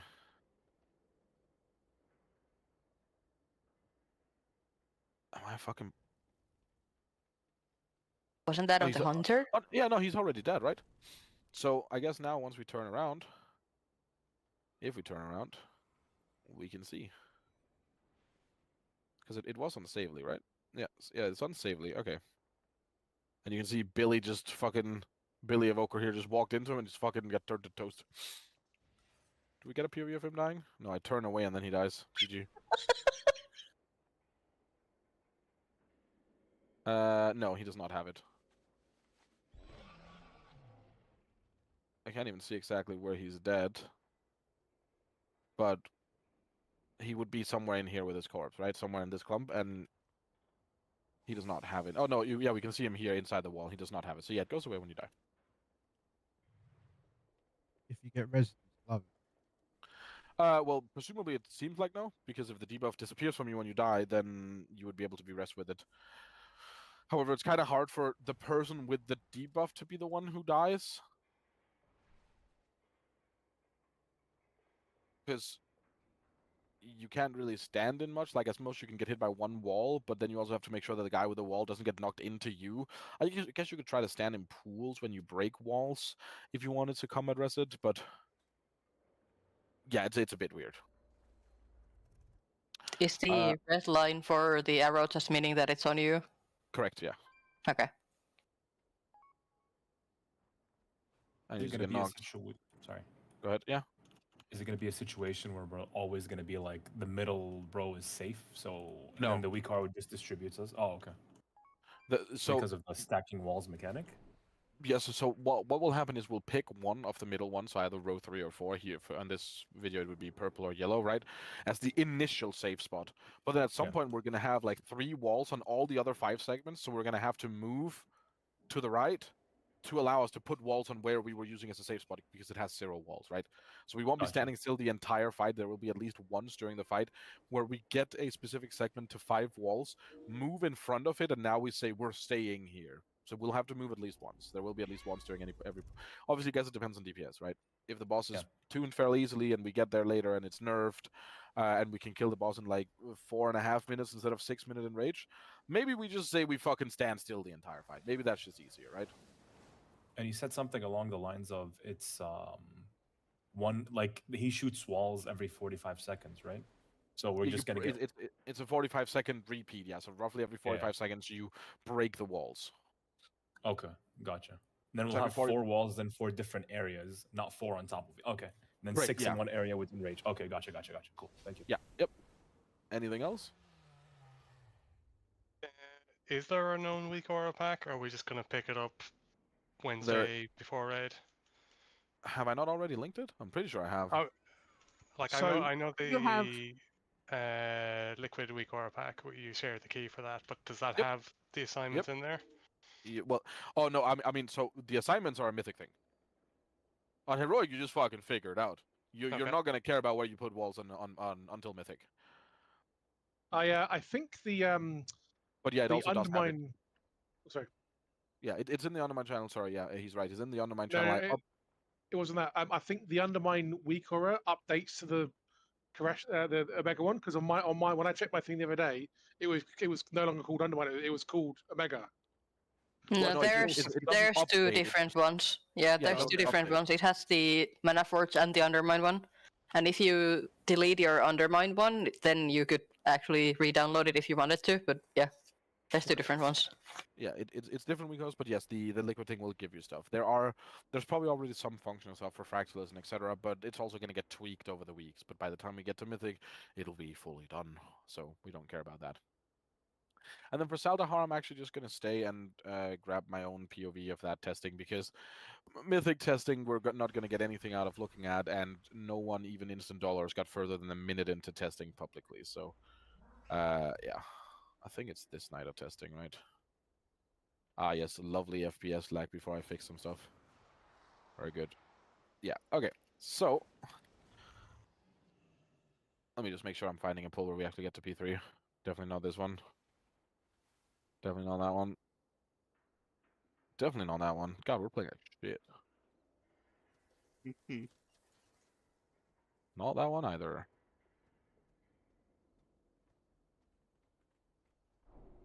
This was the second to last boss, right? Yes. Okay. Yeah, this cool. So, Salhadar, penultimate boss, last boss we're going to talk about. There is no relevant info on Dementius. There's some like theory crafting on how it works, but until anything is confirmed, we can't do anything. And I'll probably do what I do, what I've done the last couple of tiers, where since I'm going to be up anyways early morning, I will look when skills have killed normal Dementias, and I will probably just understand it myself through a couple of rewatches of a kill, and then just fucking quickly record myself going over the fight, talking about like, here we go to the left, we dodge this mechanic works like that, and then just post that as like a short YouTube unlisted video for you guys to look at before raid. I'll be doing that anyways for Revo too, so I'll probably just do it in English and tell them to suck it up and listen to it in English. Do it Salhadar. in Danish, please. I want to learn Danish. For Go Duolingo, buddy. So Salhadar is a unique penultimate boss. It has a different fight speed, I guess, than other fights. So normally you have like thing about Raziga, thing about Gallywix. I guess Gallywix too. Like you usually have phase 1, intermission, phase 2, intermission, phase 3, right? Salhadar does it a bit weirdly, and it goes phase 1, phase 2, intermission 1, phase 2 again, intermission 2, and then phase 3. Phase 1 gives very much Sire Denathrius vibes, for those of you who remember that. We start by getting 3 stacks of a debuff, and we take a lot of damage from pull. You see a lovely Evoker having to do like 20 million HPS here. Very good. And if you ever die while having this debuff, or if phase 1 ends, which is at 50%, and you still have a single stack of this debuff, you get permanently MC'd and have to be killed. And it's not Rick Reverb broken out, it is killed, dead. So we have to use a CR. And you get rid of the stacks with the tank combo, which is 2 frontals and 2 soaks in random order. It could be soak, frontal, soak, frontal, and so on and so forth. So the tanks are going to face the boss away. There's a frontal, then we're going to get the soak, we're going to put that on the raid. Now the idea behind this soak, which is completely different from what you're watching because the tuning was fucked, the idea is that half the raid soaks the first soak, and half the raid soaks the second soak. And you do 3 sets of mechanics, which is 3 soaks for each group, which removes your 3 stacks. However, the boss had too little health, so for testing purposes, we had to have everyone soak every hit, because otherwise we would not actually be able to get people down to 0 stacks before we faced. But just ignore this. We're not going to be soaked. I mean, I don't assume we're going to be soaking twice. No, they technically haven't fixed this. It only increases the damage you take from subsequent soaks by 100% and not more. So this could still be possible, I suppose. If it is, then maybe it's necessary if the boss still has too little health. Maybe it's their backup prevention system for making sure you don't have to hold DPS for 6 years. Who knows? You can see here that Anna Yeet, the tank, dies, and therefore gets MC'd and has to be killed and rest. Then we get Kaivesa lines kind of thing, where you can move with these, and then after a couple seconds, the claw from this dragon will hit you, knock you back, do damage, and leave a void zone in the claw mark. So how we deal with this is that as soon as this second or last hit of the tank combo is done, we would put down we weren't doing this in this group yet, but we would put down a Windrush. Or similar, like Stampeding Roar, right? And all the range would move out already, so that ideally as many people as possible who get targeted by this are already far away from the raid. so that these don't get dropped in melee. Because the pools actually hurt kind of a lot, and getting hit by extra people is not good. And then the fight just repeats. There's a little bit of a bonus thing of like these dragons on the edge here are going to shoot a bit of comet to dodge you, or to hit you. Like, they're going to start coming in, I think, from the top now. No, they are there, yeah. And then you get another set of this, so we soak. There might be a frontal, maybe it's a soak. Oh, it's soak again. Now it's going to be 2 frontals in a row. But yeah, you deal with the soaks. If you soak at 0 stacks, nothing happens as well, by the way. So you can go below 0, that's fine. And then, yeah, you just hit him to 50. We phase him. And we're good. So phase 2 starts. And the dragon lands, the big dragon, which is his royal mount. And we're going to swap to the dragon. We'll talk about why later, but we're going to swap to the dragon. 4 people get targeted with a circle that you want to put on the corners of the room. And before someone fucking pipes up and goes, oh, but that's a circle, where's the corners? Fuck you, you know what I mean, draw a square. The boss will then do a...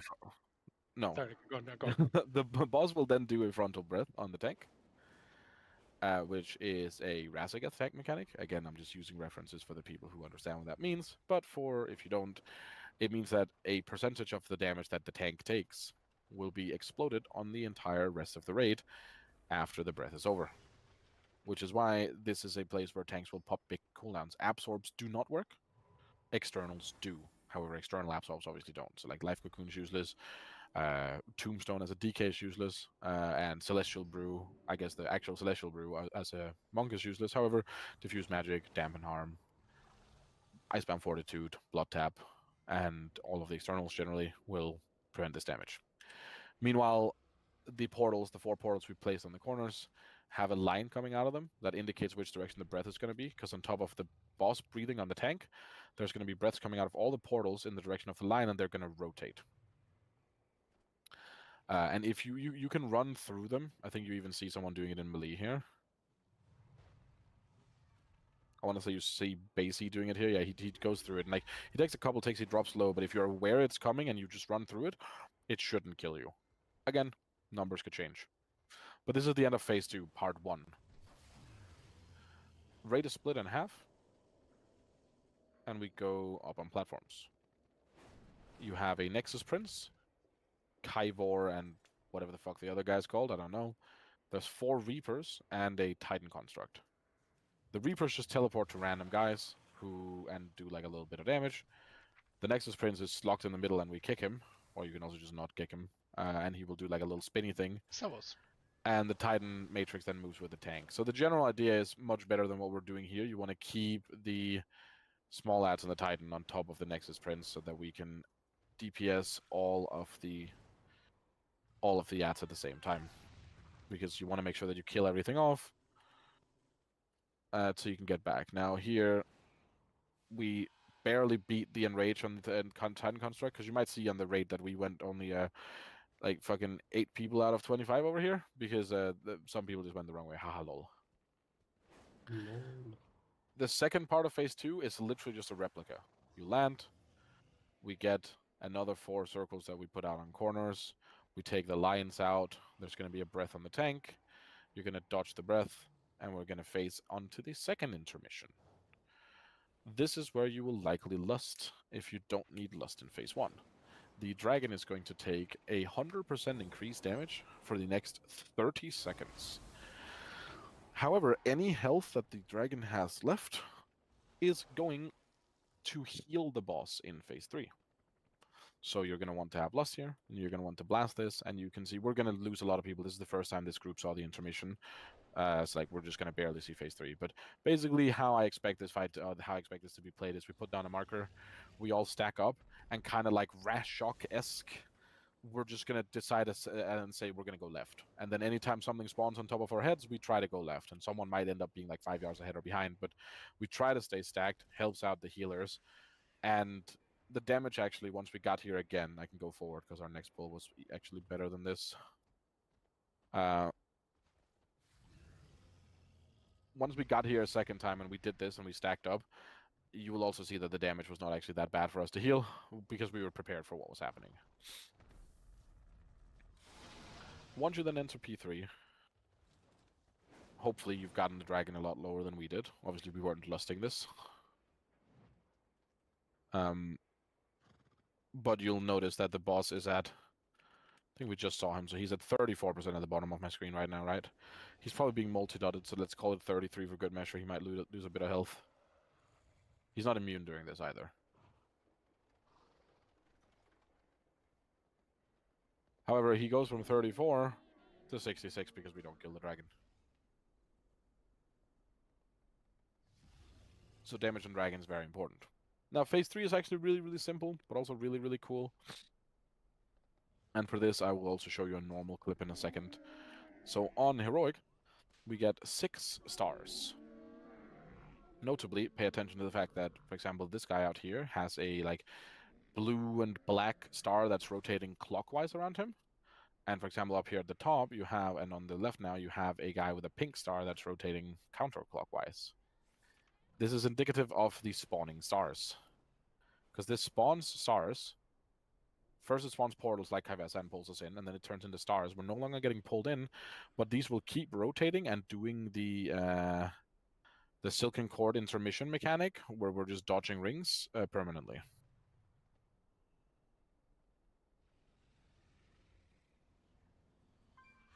Then we get Starkiller Swing, which will target 3 people. And the people who are targeted have to aim it at the stars. If you miss a star, this is what happens to the rate health. Now, the idea here is that the Starkiller Swing kills the stars, so you go from 6 down to 3, then you spawn another 6 going up to 9, you go down to 6, you go up to 12, and etc. And it becomes harder and harder to dodge. However, it is consistent because the stars always rotate in the same direction based, like we were talking about, whether they rotate clockwise or counterclockwise on the person. So if we always place the clockwise and counterclockwise on the same positions around the room, and we always hit the same ones with the Starkiller Swing, technically the dodging pattern will be literally the exact same every pull. This also plays into why Mythic is important. For normal, which I think this VOD is... Yes, this is our own normal VOD. We purposely stopped doing damage in P3 so we could see a bit more of it. On normal, the stars do not rotate at all. They're stationary. And you only get 3 and you break 3. So it's fairly simple, but we're gonna move him. You're gonna move him back. We're gonna get the Starkiller Swings, aim it at the star, breaks the star. We take some damage. We even missed one. Who missed it? Let's flame them.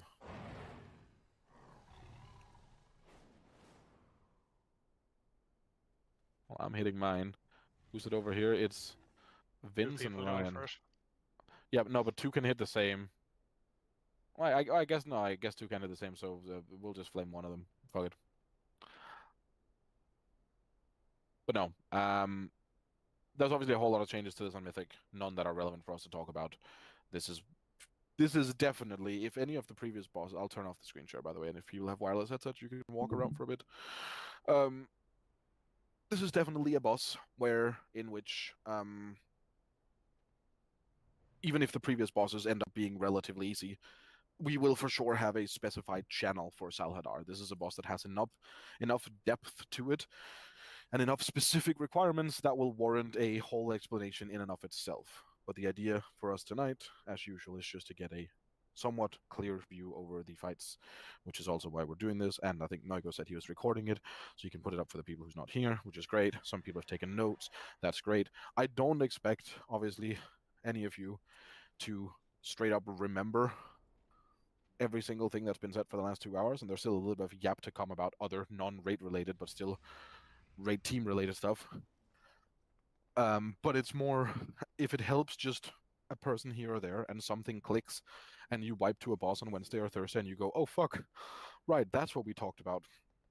We gotta make sure that we like dispel at 10 stacks on Soul Hunters or clear the walls on whatever, right? You get the idea. As long as it helps some people here or there remember something, it also helps me walking through them feeling more prepared.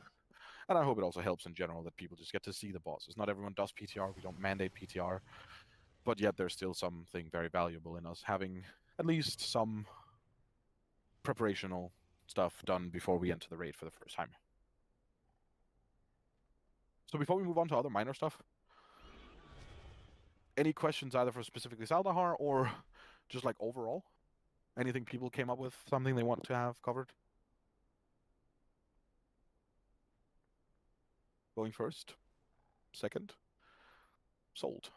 I didn't see any gate mechanics, so we don't have to talent that for the entirety of this raid. That's great. No. I mean, you saw at least one, you just ignored it. The end of a Ras needs a gate. When you're getting pulled in repeatedly. Yeah, fair, and there might You're be also some going to value in want to it for gate on the Soulbinder. Yeah, and you're also going to want to gate on Soulbinder to negate the knockback. There's a lot of places you can actually use it. But specifically, I guess Soul Hunters and Fractalus, no. Not those two. So, a couple other things that I know that... Oh, go ahead.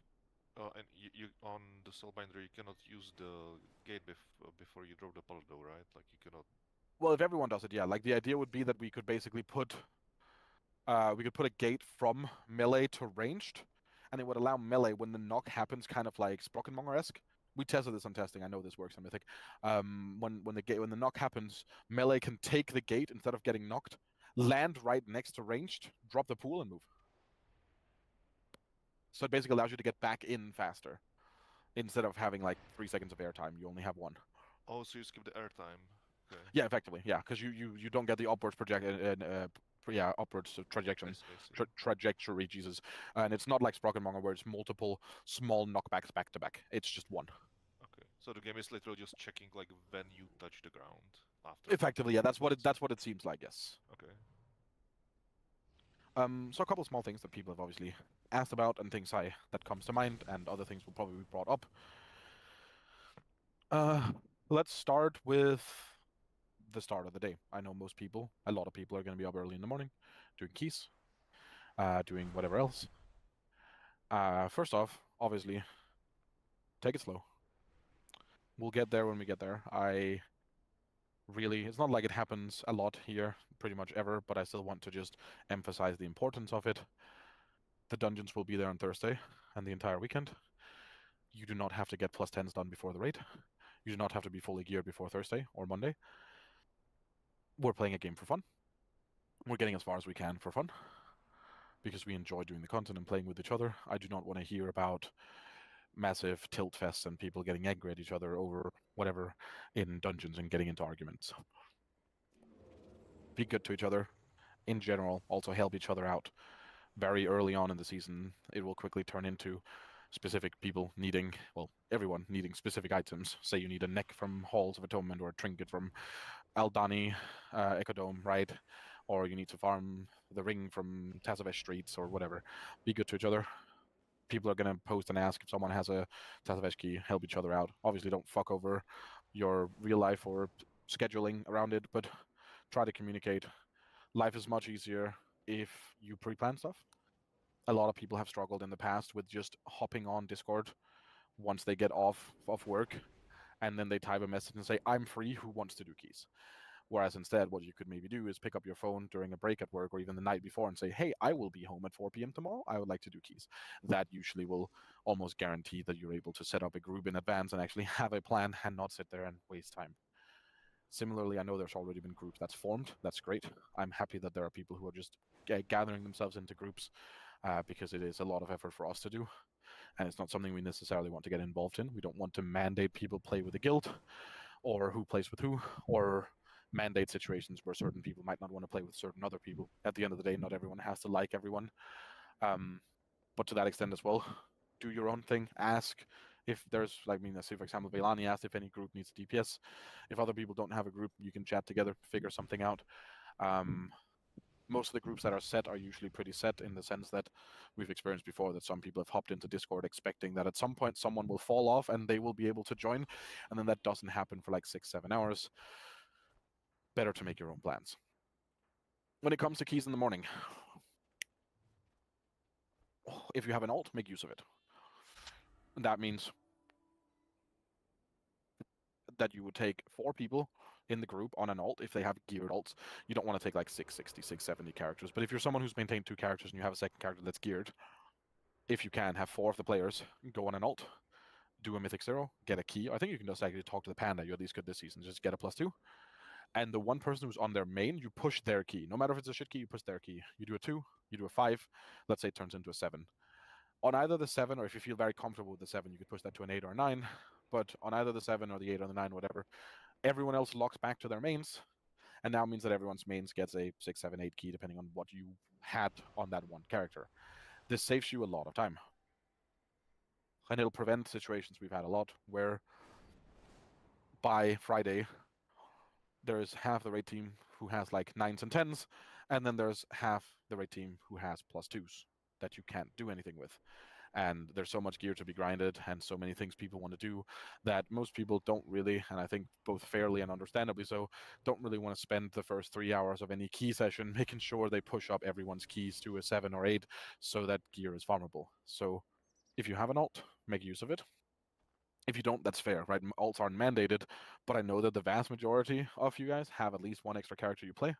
So if you do, try to figure out a way where you at least do like 2 keys, do a 2 and a 5, even if you only +1 the 5 and it turns into a 6.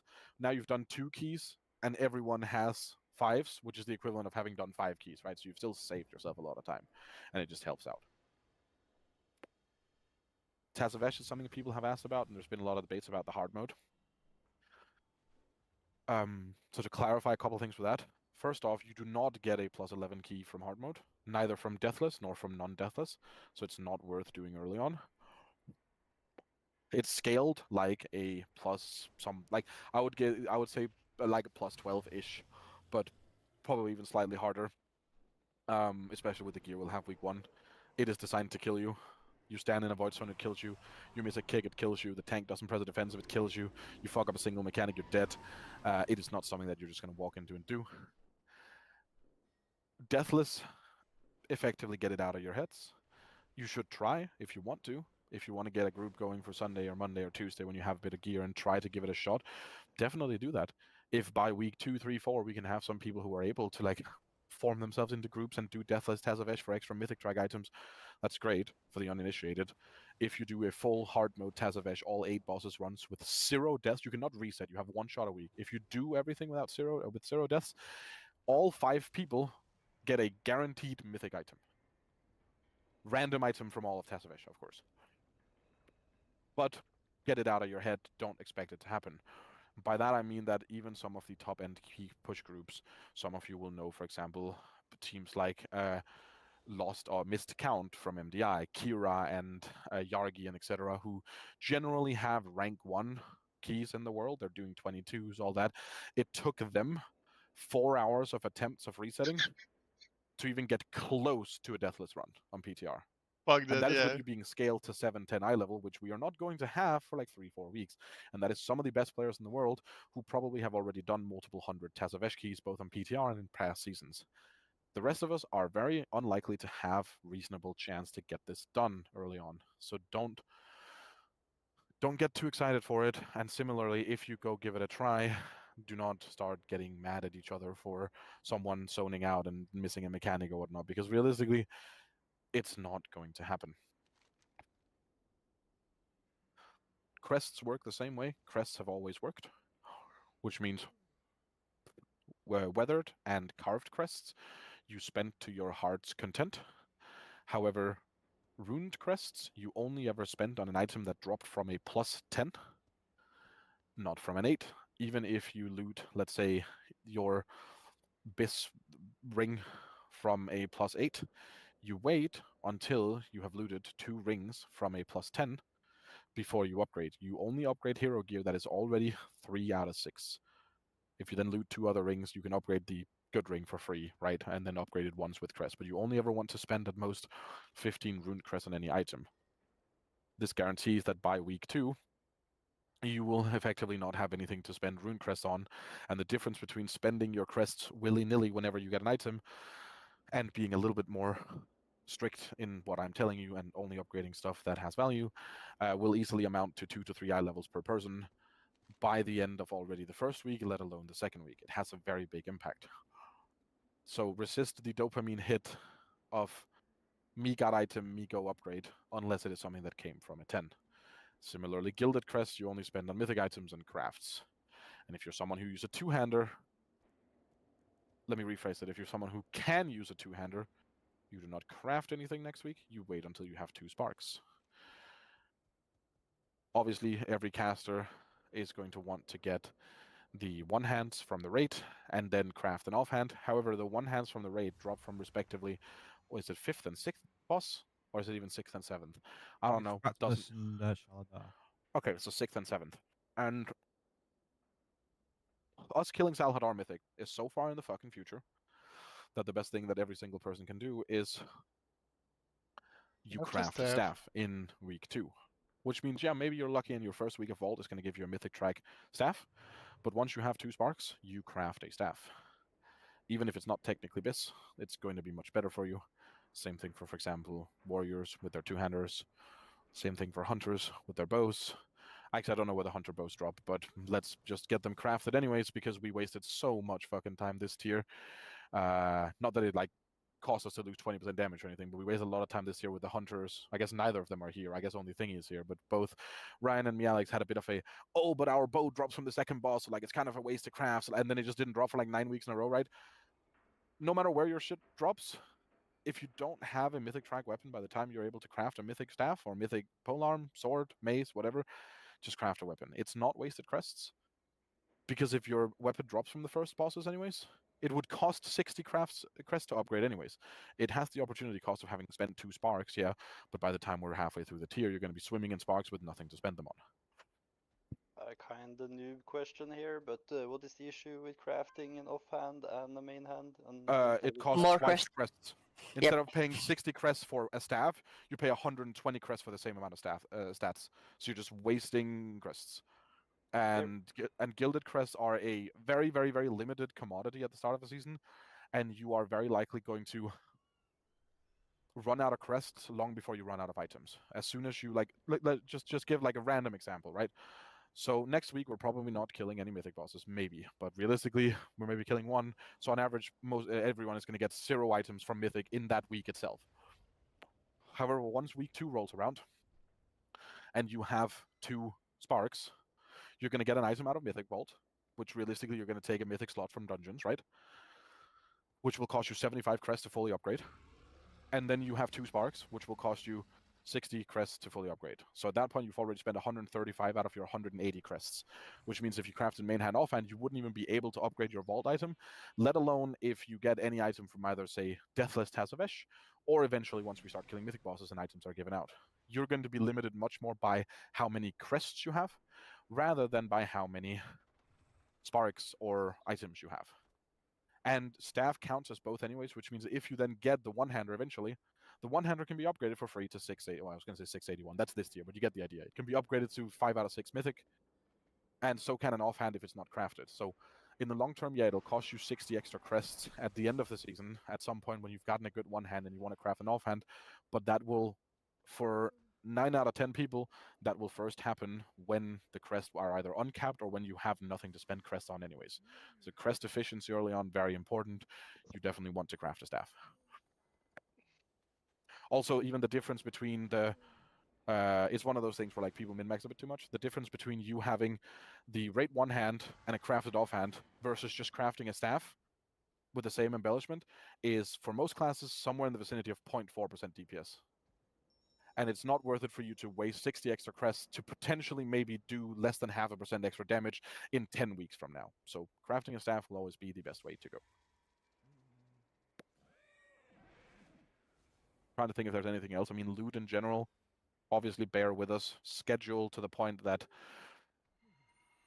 the Wednesday specifically, loot will probably first be distributed 15-20 minutes past rate. It's the effectively one day every tier that we go 20 minutes past rate time. Not because we're actually pulling bosses. You can all get off your seats, go to the toilet, get ready for bed, grab a snack, log. Well, I guess you probably shouldn't log onto an all, but like dance around, have a chat, shit talk each other in raid chat and whatever. But there will be a lot of hopping back and forth. Usually I come off of my split runs and come in and help this tier with Althea. Now it'll be Mark and Thingy and Albert, but I'll come in and we'll talk about like where's the tiers that's going and who can craft a 4-set, and there will be us debating a bit about who gets what before it then gets handed out. It does take a bit of time. I know it doesn't really offend people. I know people don't really mind, but just so you're also aware that You're going to stop pulling bosses somewhere around like 2250, 2255, but the loot can easily take 20 to 30 minutes in total because we are going to be sorting. Let's say you kill normal and 6 or 4 heroic, we're going to be sorting close to 100 pieces of loot in total. That has to be shared out in a way that it makes sense. I think that's most of it. The liquid token is updated in the Undermine channel, although I'll probably just rename the channel because we still use the same add-ons and weak auras. Generally, obviously, some of the weak auras from Undermine I'll get deleted. Simming for Wednesday in terms of upgrade levels, normal and heroic. You should sim normal, fully upgraded, and heroic 4 out of 6 because that is the cap of Ruined Crest, which is what you will be able to get to if you farm plus 10s. Okay. Run those sims just before the raid, and especially for a first night. I guess it's up to you how you want to do it, Mark, but I know for first nights in the past, we have not fully used the sheet, and we have just had people have their sims open on a second screen or second tab, and then when an item drops, they type in plus 15k or something, because trying to import 30 sims half an hour before raid when people are done doing keys can be a little bit of a mess. Obviously, make sure you get your quest line done. If you haven't done that, you cannot enter the raid without the cloak. Technically, you can get summoned, but there's multiple raid fights that require you to have the cloak to be able to do the mechanics, or you will just die. So get your cloaks done if you haven't done it. It's around an hour-ish of questing. At this point, the time has sped up a bit because there's less people doing it, but make sure you get that done. Get your cloak upgraded. You can even upgrade your cloak one step further, I believe, on Wednesday with the patch. You don't have to do the next campaign chapter, but you could to get the guaranteed heroic crest. However, you won't be spending that heroic crest anyways for a bit. If you're a caster, you won't be spending until your 3rd spark. If you're not a caster, you won't be spending it until the 2nd spark. But your first craft will be a weapon for pretty much everyone, and that will be gilded crests.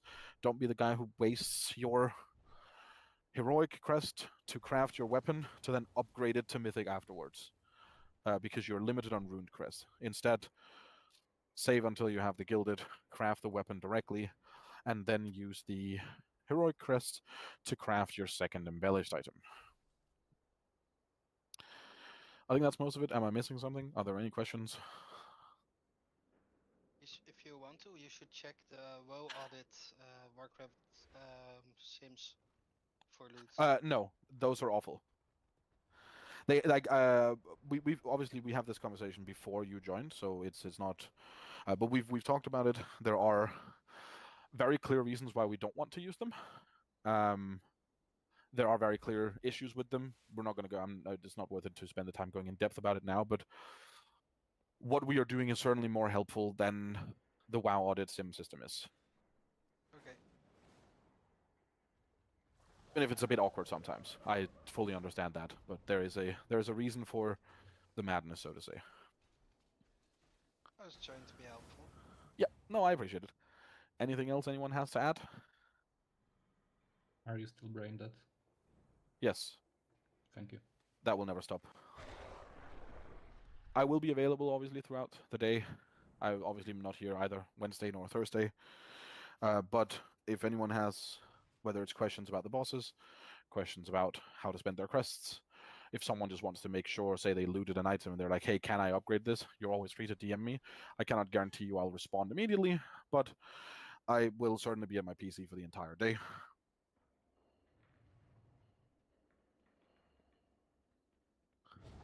And yeah, I think that's most of it. Obviously, season launch is going to be fun. It always is. Everyone's going to have a good time. Yeah. It's always good to just play some games with our friends. It's kind of what we're here for.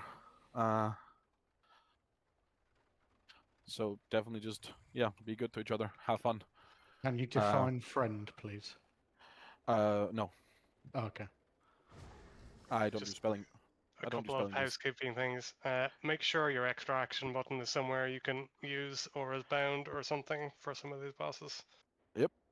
And between now and Wednesday, it's worth checking in with class discords and whatnot as to various talent builds before and after tier sets, so that you're at least semi in the right things. That too, and what Mark mentioned reminded me that the usual tier note of I don't care what you play, within reason. If, let's say, Mage ends up having Arcane being 10% stronger than all the other specs, I'll probably want you to play Arcane, but if they're all within a couple % of each other, and there's not a specific reason on a fight, like Fire on Gallywix, for example, was really strong, right? If there's not a specific reason, I don't care.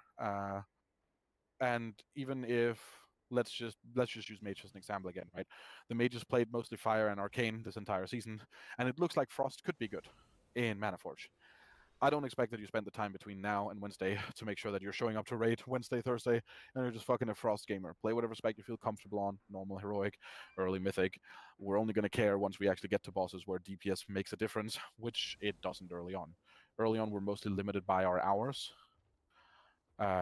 because most of the bosses are not very hard. At most, they'll take like an hour to kill, but when we only have X amount of hours in the week, it adds up. Which is also my polite plea to saying, please show up on time. Please be back after breaks. The first week especially is so important for gearing, because every boss we kill in the first week is a boss we can kill pretty much for free in the second week, which allows us to get tier so much faster. So any effectiveness that we can have in week 1, making sure we're not AFK on trash between bosses, looking at logs, whatever else is distracting us, anything we can do to make sure that we do more stuff during the 3 hours we raid is going to help tremendously. And it's going to set us up much more for just being able to chill for the rest of the tier and just have a good time. Yeah, I have a question about Sims and stuff, because theoretically we are playing sub and both of the Sin specs in some bosses. And for the 2 minutes since, one of the raid trinket is really good. I don't remember the name. And there is a 1.5 minute edgy trinket which is really good for the other two. How would I go about that? Do I just sim both, or? I mean, you effectively sim both, but the reality comes down to how many bosses you're going to play it on. Probably only the fourth one, I think. The lot of ads one for funnel, but yeah, that's it. Is that the 2-minute one? Yeah, the 2-minute one. The 1.5 minute is both for sub and think we mostly play sub. Yeah, I mean, if you're only really thinking you're going to play it for one spec, for one fight, it might not even be like you could run your sims yourself to figure out what you have to farm in Mythic Plus, but it's very unlikely that we are going to distribute loot in a way that people get items that they're only going to use for one boss. The only exception to that would be like if a specific trinket or item is like super necessary for a class to function on like Salhadar or Dementius, that's going to take hundreds of pulls, but very unlikely that in the case of that, if you're only going to use because the 2-minute trinket that's really good is the one that drops from a Ras, right? It's the Ritual Forge. I think. Let me check. That's at least the one that's good for everyone.